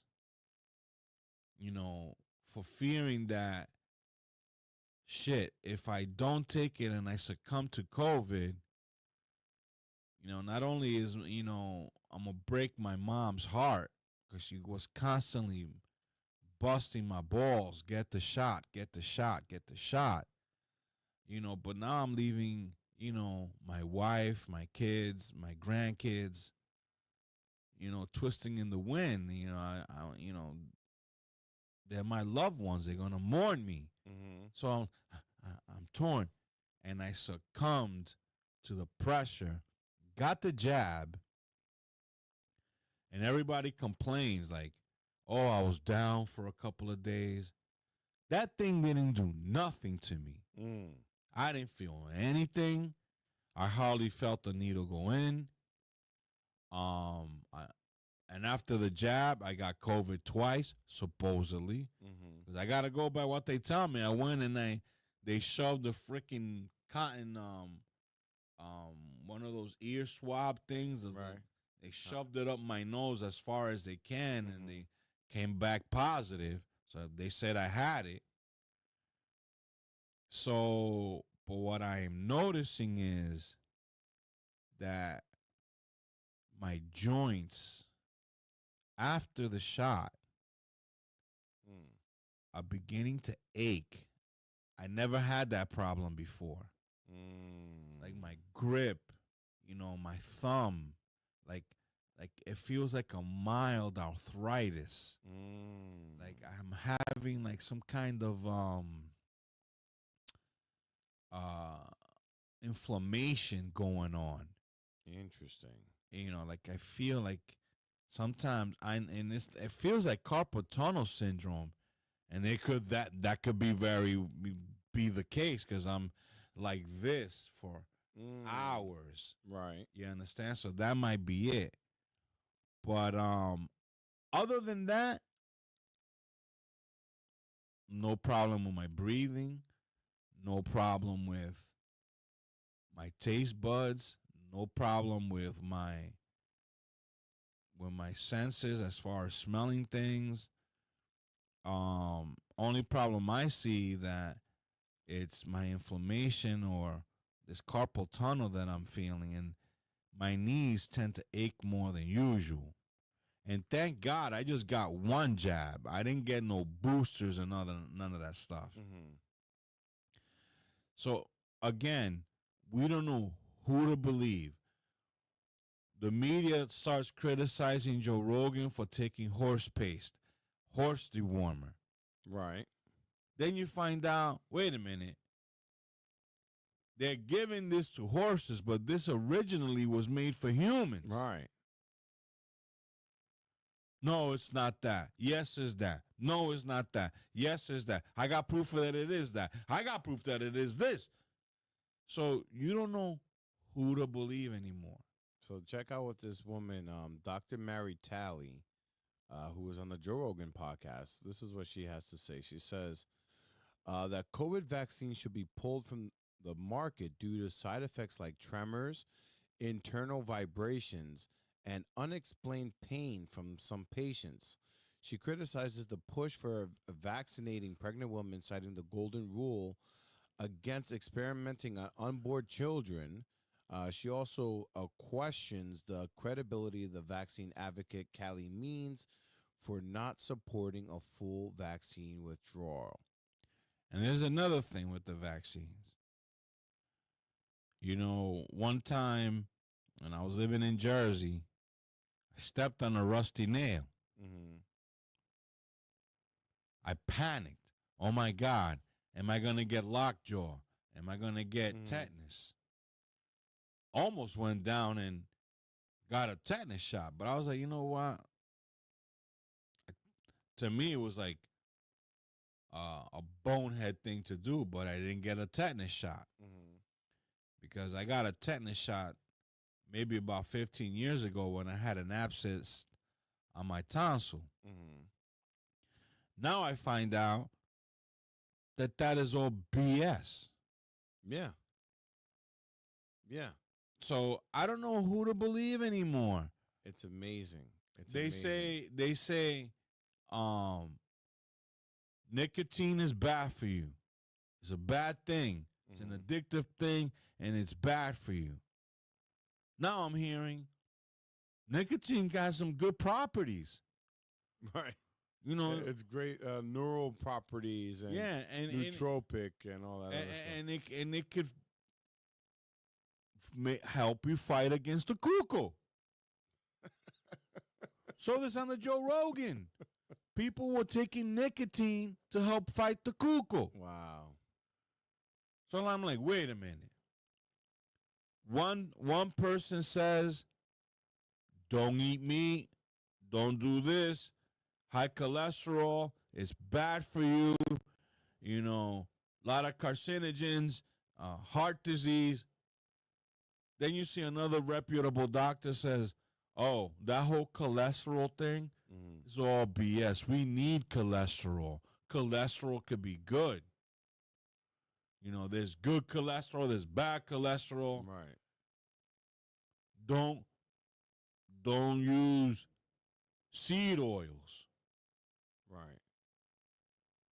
Then another person says that's the other thing. Seed oils is this, you know, supposedly the way seed oils are made, specifically canola oil, supposedly the stench of making canola oil, like the raw oil, is so horrifically disgusting that they have to put in some kind of synthetic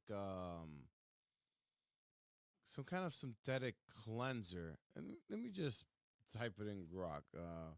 And we're criticizing these people in Guangzhou who's like using gutter oil. Right. So they tell you seed oil is bad. Don't use extra virgin olive oil. It's not good for you. Don't use oil at all. Some other people says people in Italy live up to 100 years old. That's all they eat is extra virgin olive oil. Don't do sunflower seed oil. Some people use sunflower seed. Don't do sesame seed. So you don't know who to believe anymore. Right. And now we're all following AI. On one side they say coffee is good. The other side says no, coffee's not good.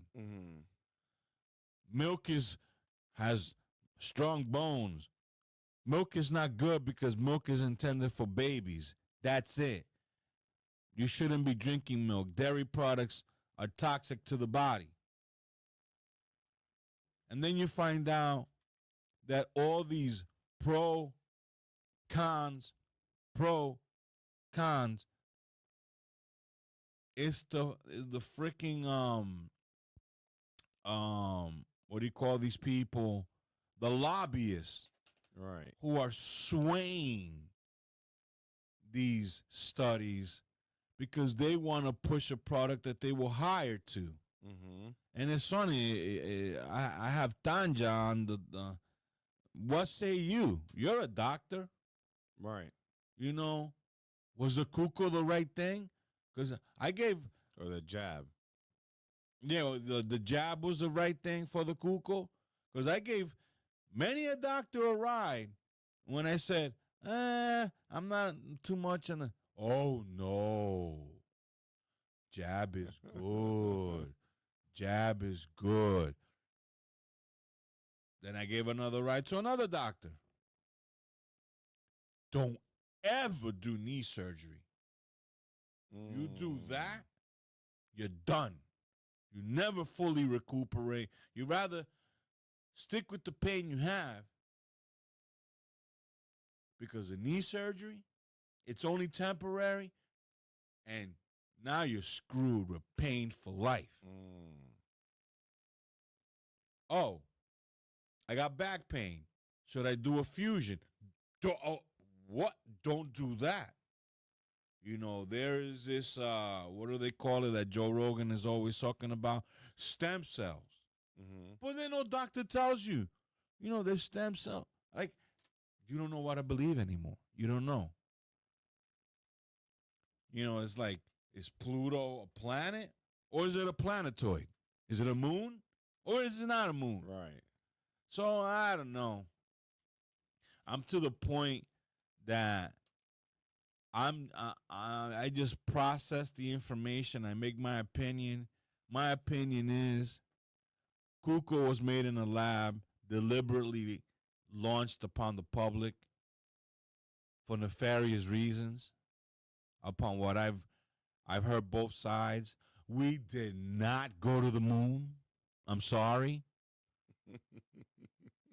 When you tell me that the Casio watch on your wrist had more computing power than what they had to launch a man to the moon, we haven't been there. It was all staged. I'm sorry. I don't believe you, and I don't believe I'm going to make my own that we didn't go. Right. Yes, there's aliens here. They've been traveling here for years. Oh, but there's Neil deGrasse Tyson says this, and Mitchell, I don't give a shit what they say. I hear that side, this side, I'm making my own opinion. They're here. I got to take a stance. Right. Yeah. Trump is bad. Oh, he's not bad. Trump is bad. He's the Antichrist. Well, no, he's making America great again. Well, I'm letting my common sense weed through all that. So far, I compare him to the other garbage of the past. Oh, I mean, he's a lesser of the two evils for sure. But this guy doesn't rest. This guy is doing something every day. Right. While Biden is in Rehoboth, whatever beach somewhere in Delaware, having pudding. Right. Stumbling and bumbling on the airplanes, losing his train of thought. If I got to compare Trump to that debacle, I guess I'm MAGA. Well, it's just what are the choices that we had? We had a non-choice. You know, we had a bumbling idiot or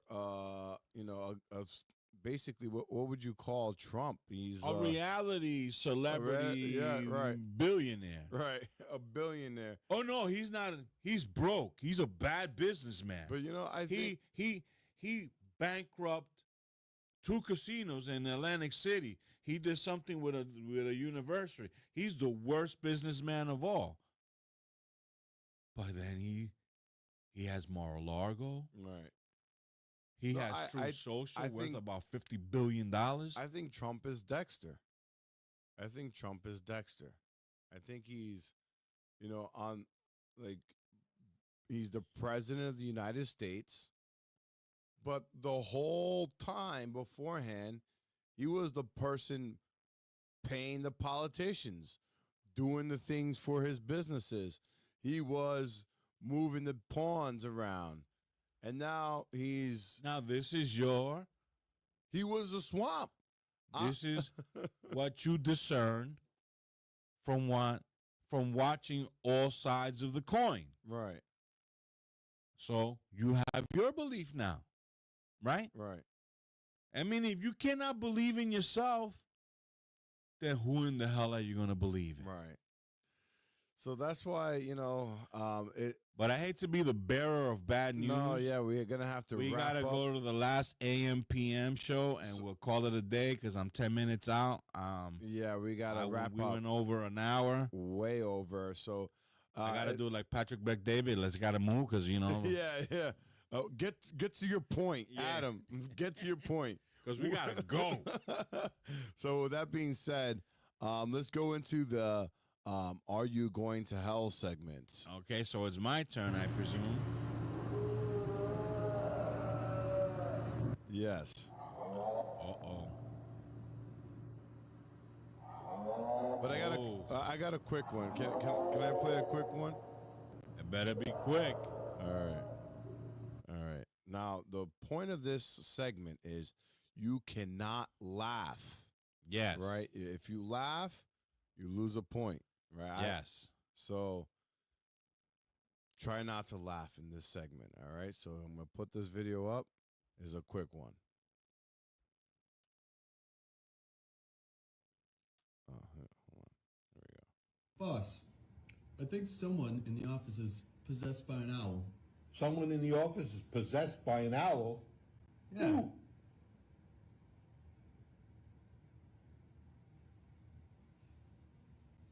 Turn that damn thing off. That's Boss, cute. I think someone in the office is possessed by an owl. Someone in the office is possessed by an owl? Yeah. Who? I'm going to use that.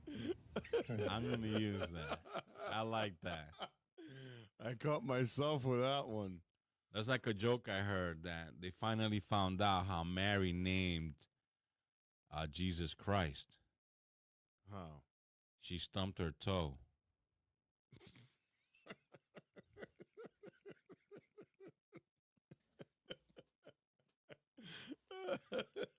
So stupid. Well, it is Father's Day this weekend, folks, and you got yourself some dad jokes. Yeah. Jesus Christ. All right, so what do you got for us? Let me see before I play it, because I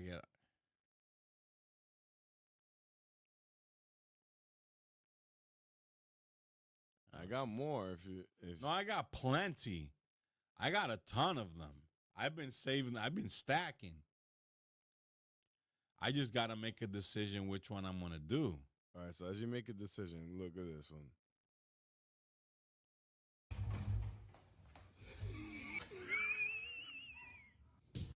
So one more time.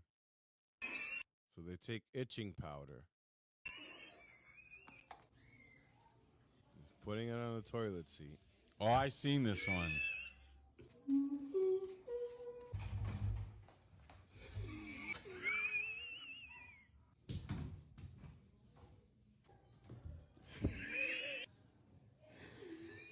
Yeah, I seen this one.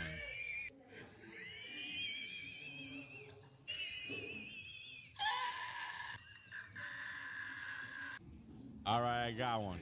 All right. The object is not to laugh. And remember, is are you going to hell? Okay? Okay. So technically, these are things that happen that you're not supposed to laugh about. Well, that's why I played the last clip. All right, so I love you on the Trello. Are you going to hell? All right, here we go. And this will end it. All right, here we go.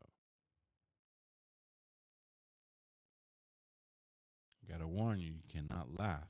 Cannot laugh. Got it. Because I know somewhere deep down in my heart, I still love you.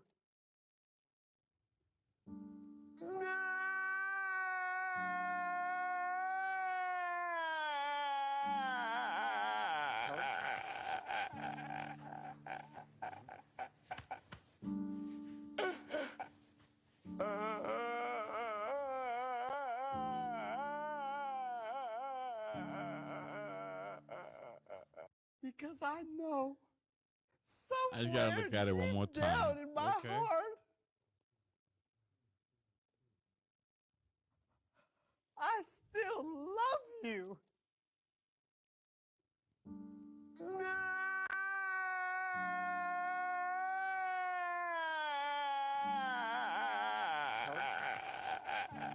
You passed the test.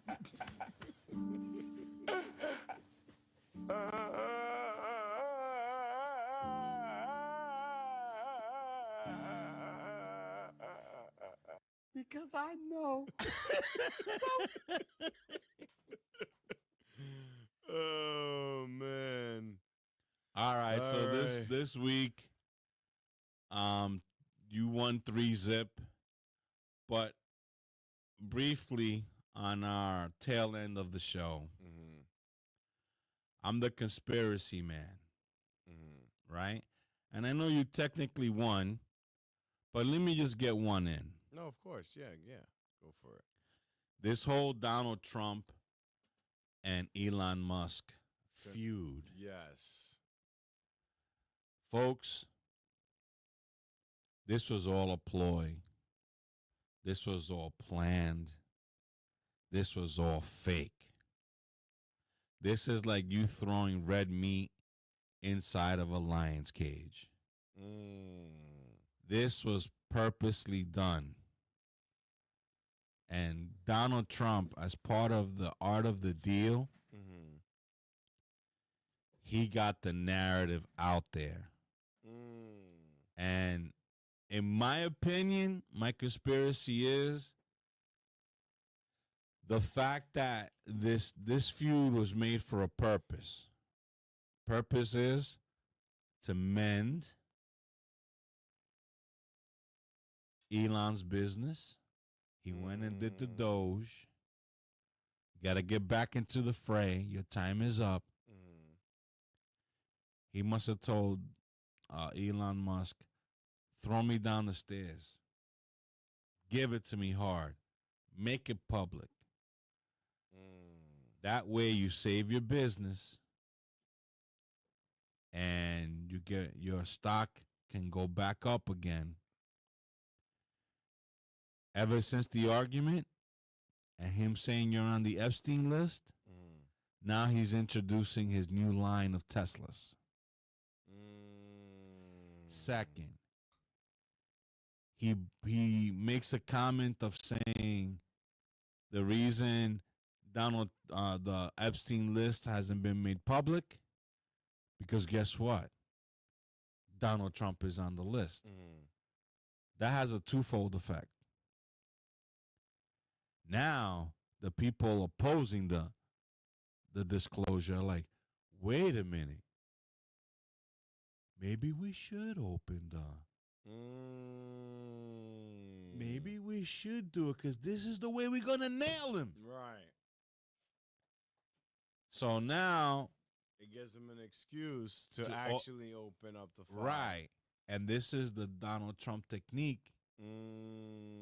They want to demonize me so bad that you throw them raw meat, they're gonna bite. That's 3D chess right there. Yeah.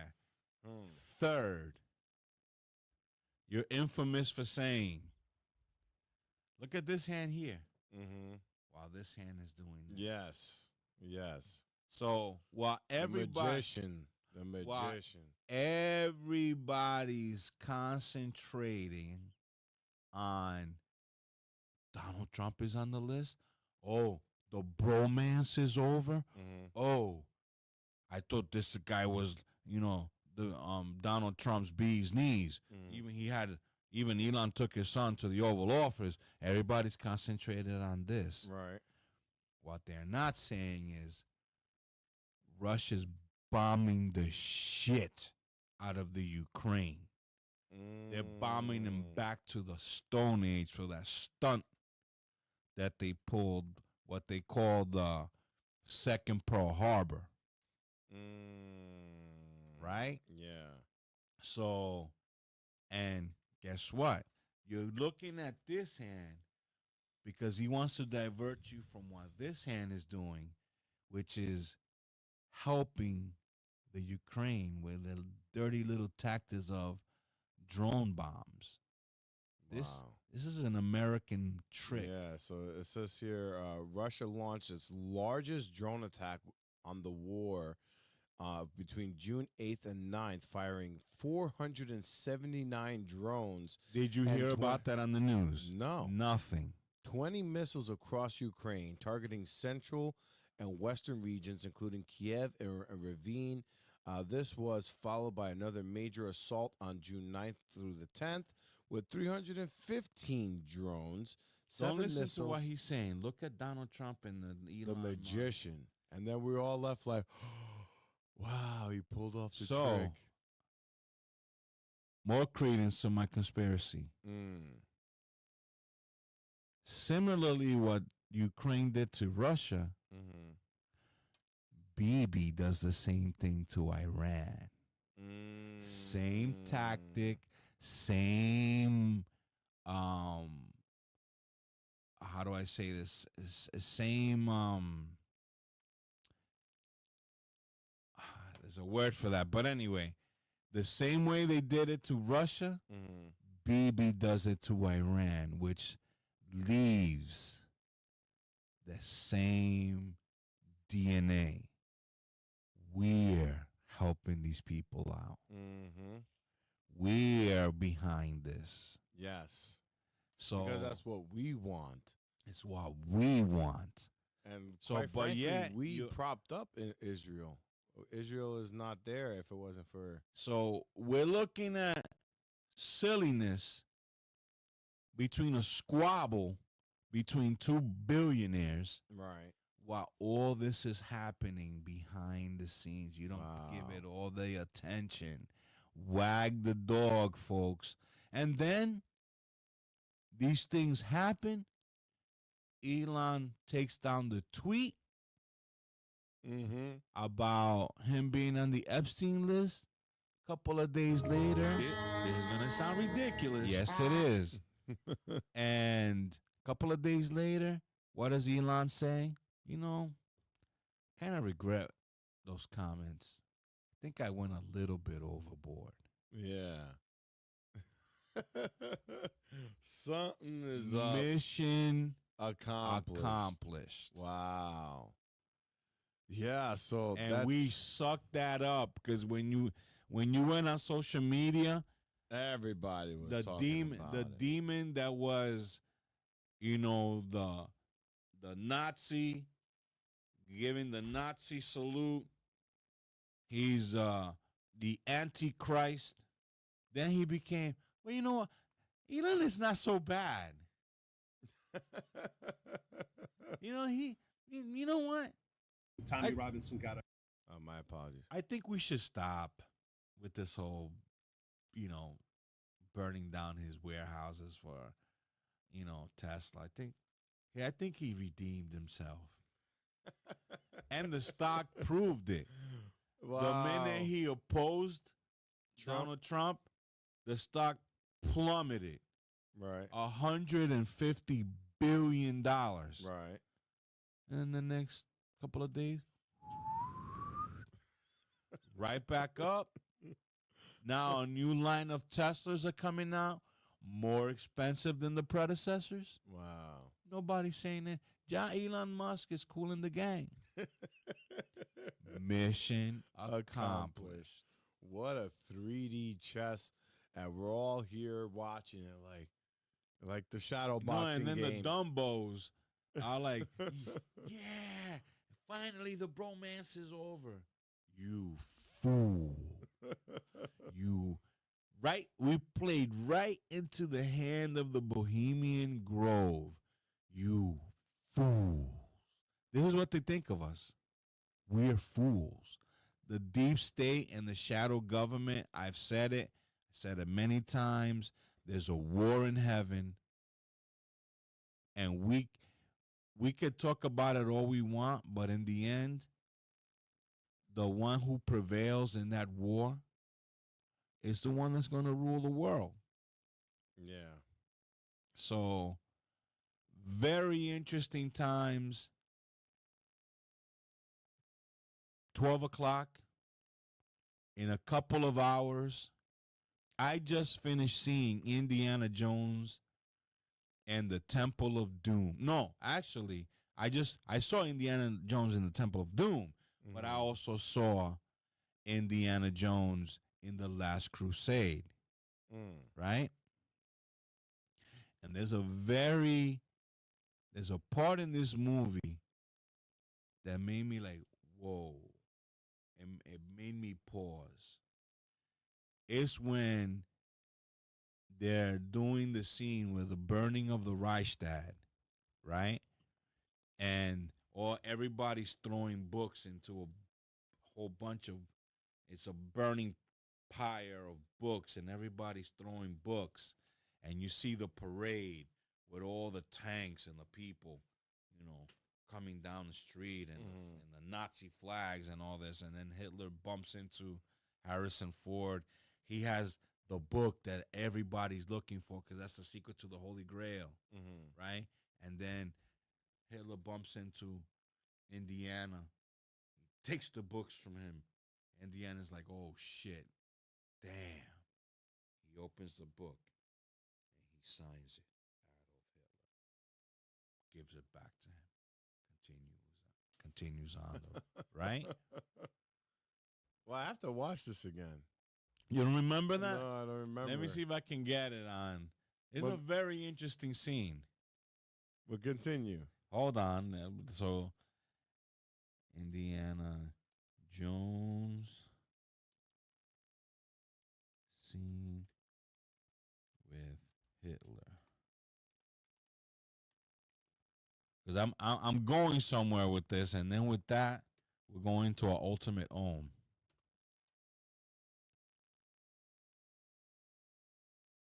I was just thinking of this. Now you were saying you fool. I was just thinking of this. What do they look like, Lord? Let this serve to remind you. The creature is crowned with a single spiral, reaching like an antenna straight to heaven. I get the point, Lord. That's legend? Yeah. All right, let's see. Instead of me doing TikTok, I went to YouTube. In your black embrace,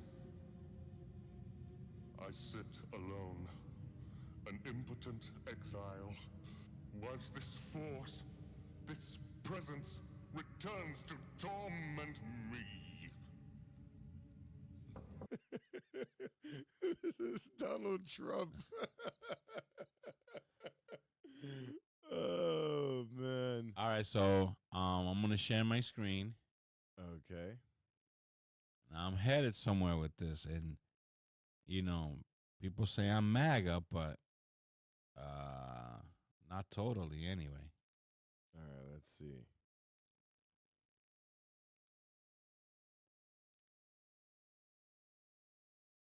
Folks, thank you so much for watching. We're getting closer to the end here. Here we go. Oh, you're not sharing your screen.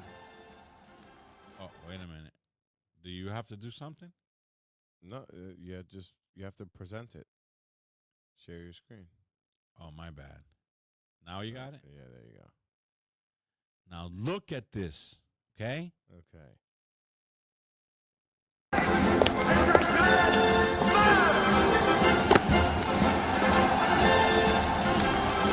My boy, we're pilgrims in an unholy land.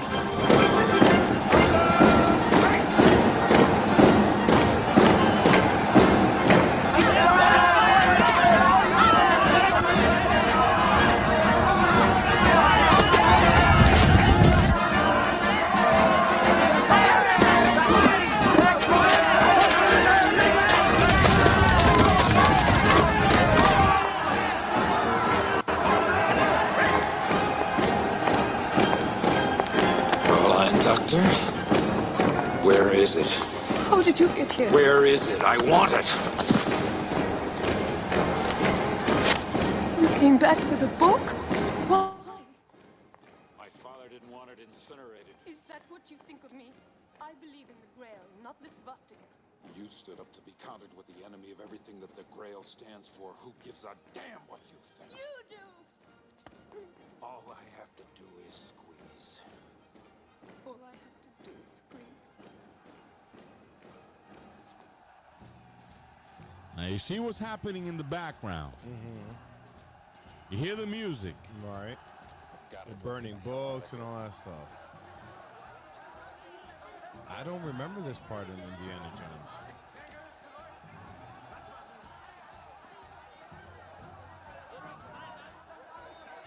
There's the Last Crusade.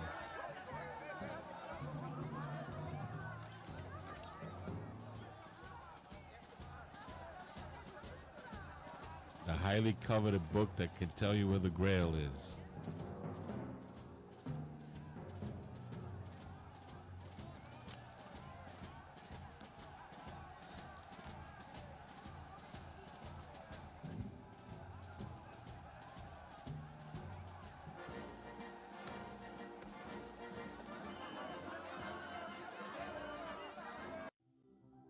So, tomorrow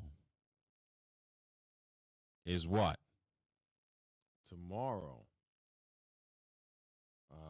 Good question. I don't know what. Tomorrow's not Father's Day.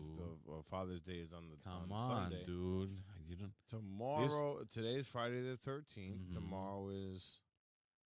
You're a podcaster. We're doing this. You know, you gotta know your stuff, bro.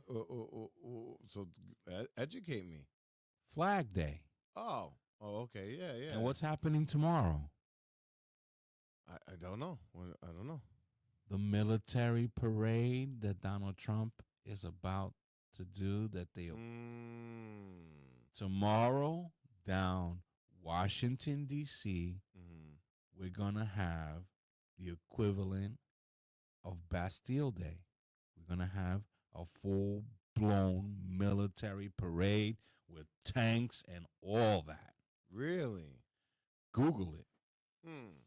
Okay. Ask Grok.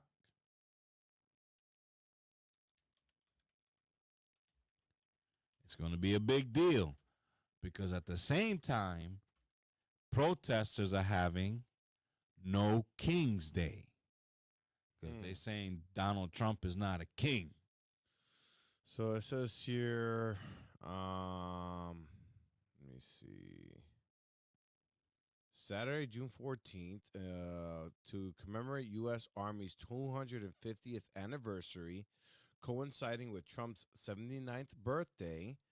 So it says here. Is it Flag Day? Maybe I got that wrong. It's not Flag Day?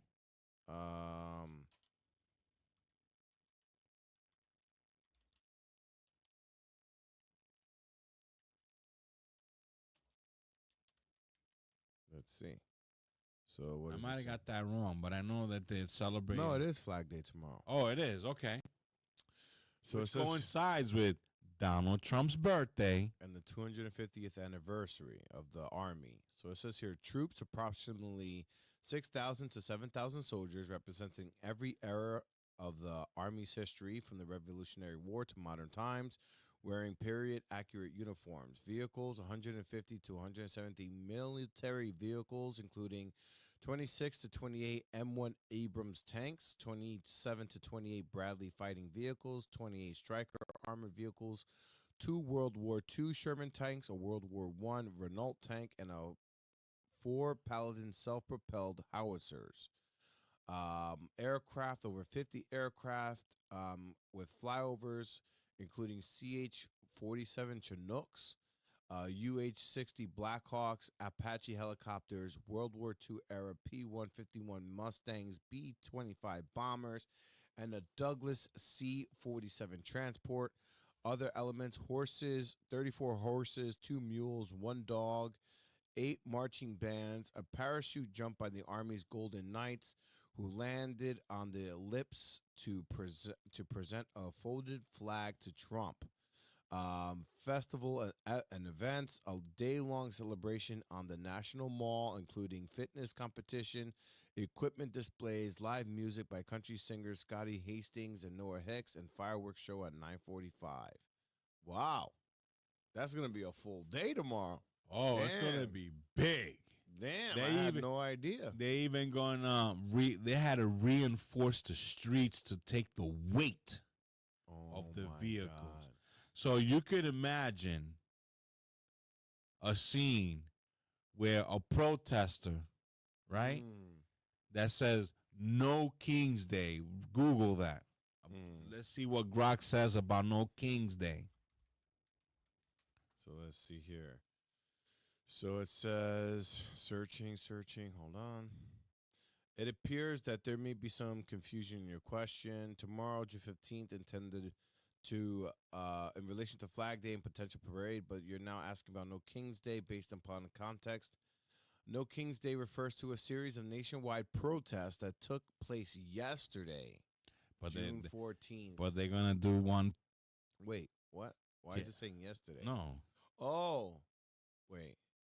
Today, because it's today, June. That's weird. It's saying yesterday. Weird. It says organized to counter President Donald Trump's military parade in Washington, D.C., which coincided with 79th birthday Flag Day. Wait, today is Saturday, theoretically, right? Yeah, and we just went over the Rubicon yesterday. Which coincided with the 79th birthday. So, yeah, they have plans to do a No King's Day protest. So, it says No King's Day protests were coordinated, nationwide, demonstrated, organized by groups like Indivisible, the 501 Movement, the American Civil Liberties Union, and over 100 other pro-democracy organizations aim to reject what organizers called Trump's authoritarianism and his use of military parade to project power. So, I could see something just like this clip we just played. Tanks are and everything's going. And he rips out a book and signs it. And then a protester has a manifesto about blowing up the White House, and he bumps into Trump. Trump looks at him, goes like this to hand him that marker he likes to write. See Donald Trump's handwriting. Oh my God! Could you imagine that? And then something happens in America, a terrorist event, and then they find the manifesto and Donald Trump's name is on it. What are the odds on that one? Just like the movie. Well, we'll see. We'll see. The events will unfold. But it is 12:19 a.m. and I know you got to get rocking and rolling. Yes, So let's move into our final segment. The Turn off ultimate the light. Om. Take a deep breath and I'd like to finish relax. with ohms. This is not a cult or a religion. It's just ohms, okay? We're going to relax our breath. This is a meditation pose, lotus pose, whatever you want to call it. Don't be afraid of your own voice. You're in your house, make some sound, no one cares. You're basically massaging the central nervous system, which, trust me, needs massaging.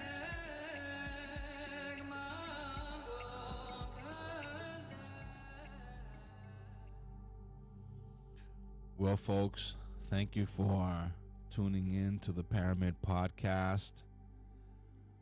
We were away for about 3 weeks. We have family things going on and a lot of other things that we had to take care of, but we're back. This is show number 128.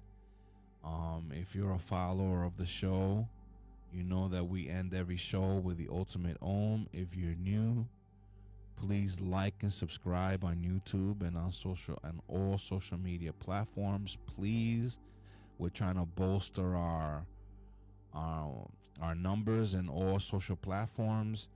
Right now, we are at over 2,000 on Instagram.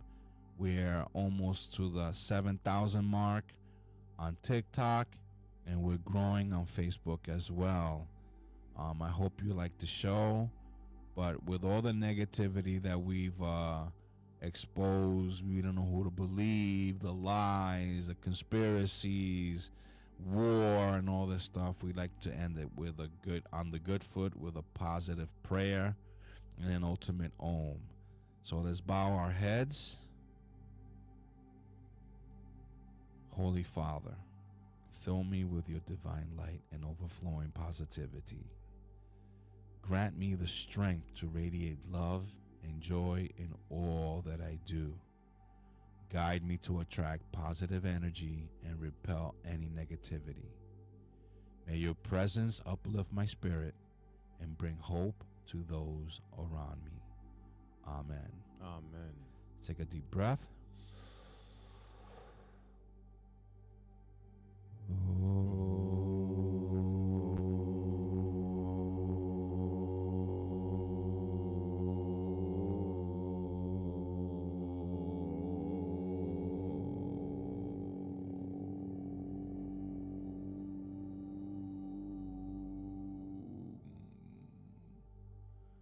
Exhale.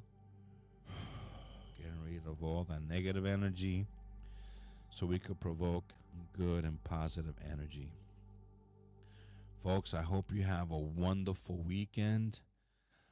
Tomorrow, or today actually, it's 12 o'clock already, so we've crossed the threshold into Saturday. Right. Stay safe. We don't know what tomorrow might bring.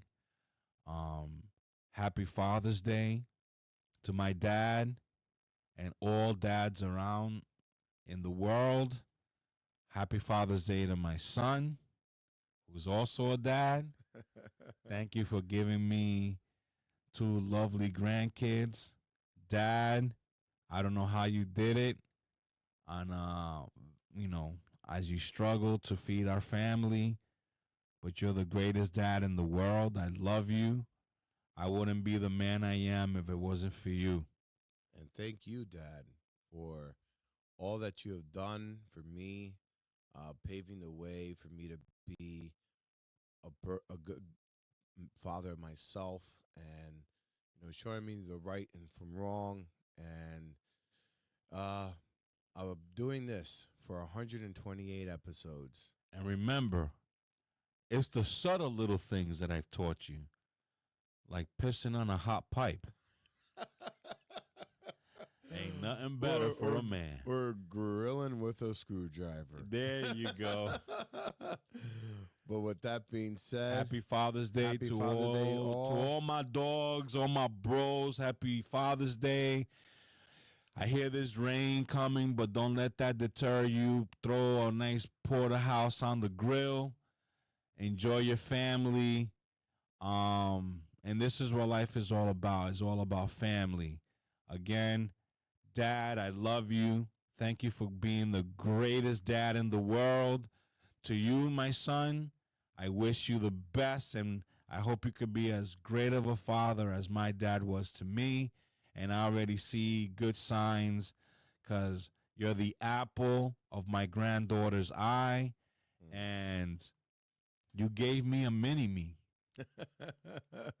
Dr. Destructo. I also want to thank all our listeners, our super verduga, China, for providing excellent content. Yes. And again, I bid you adieu. And remember, if the universe is infinite, then so are the possibilities. And the paranormal is all around us. You just got to look closely, folks. It's there. Peace. Peace. Have a good night, folks. Bye-bye.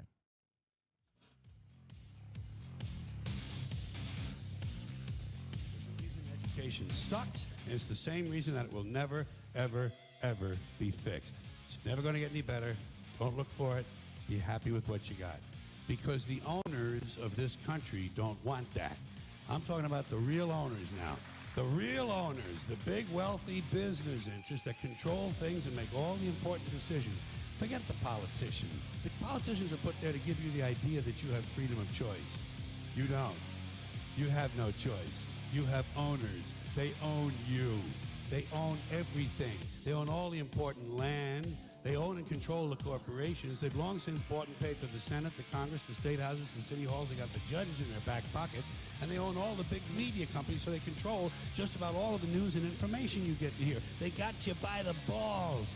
They spend billions of dollars every year lobbying to get what they want. Well, we know what they want. They want more for themselves and less for everybody else. But I'll tell you what they don't want. They don't want a population of citizens capable of critical thinking. They don't want well-informed, well-educated people capable of critical thinking. They're not interested in that.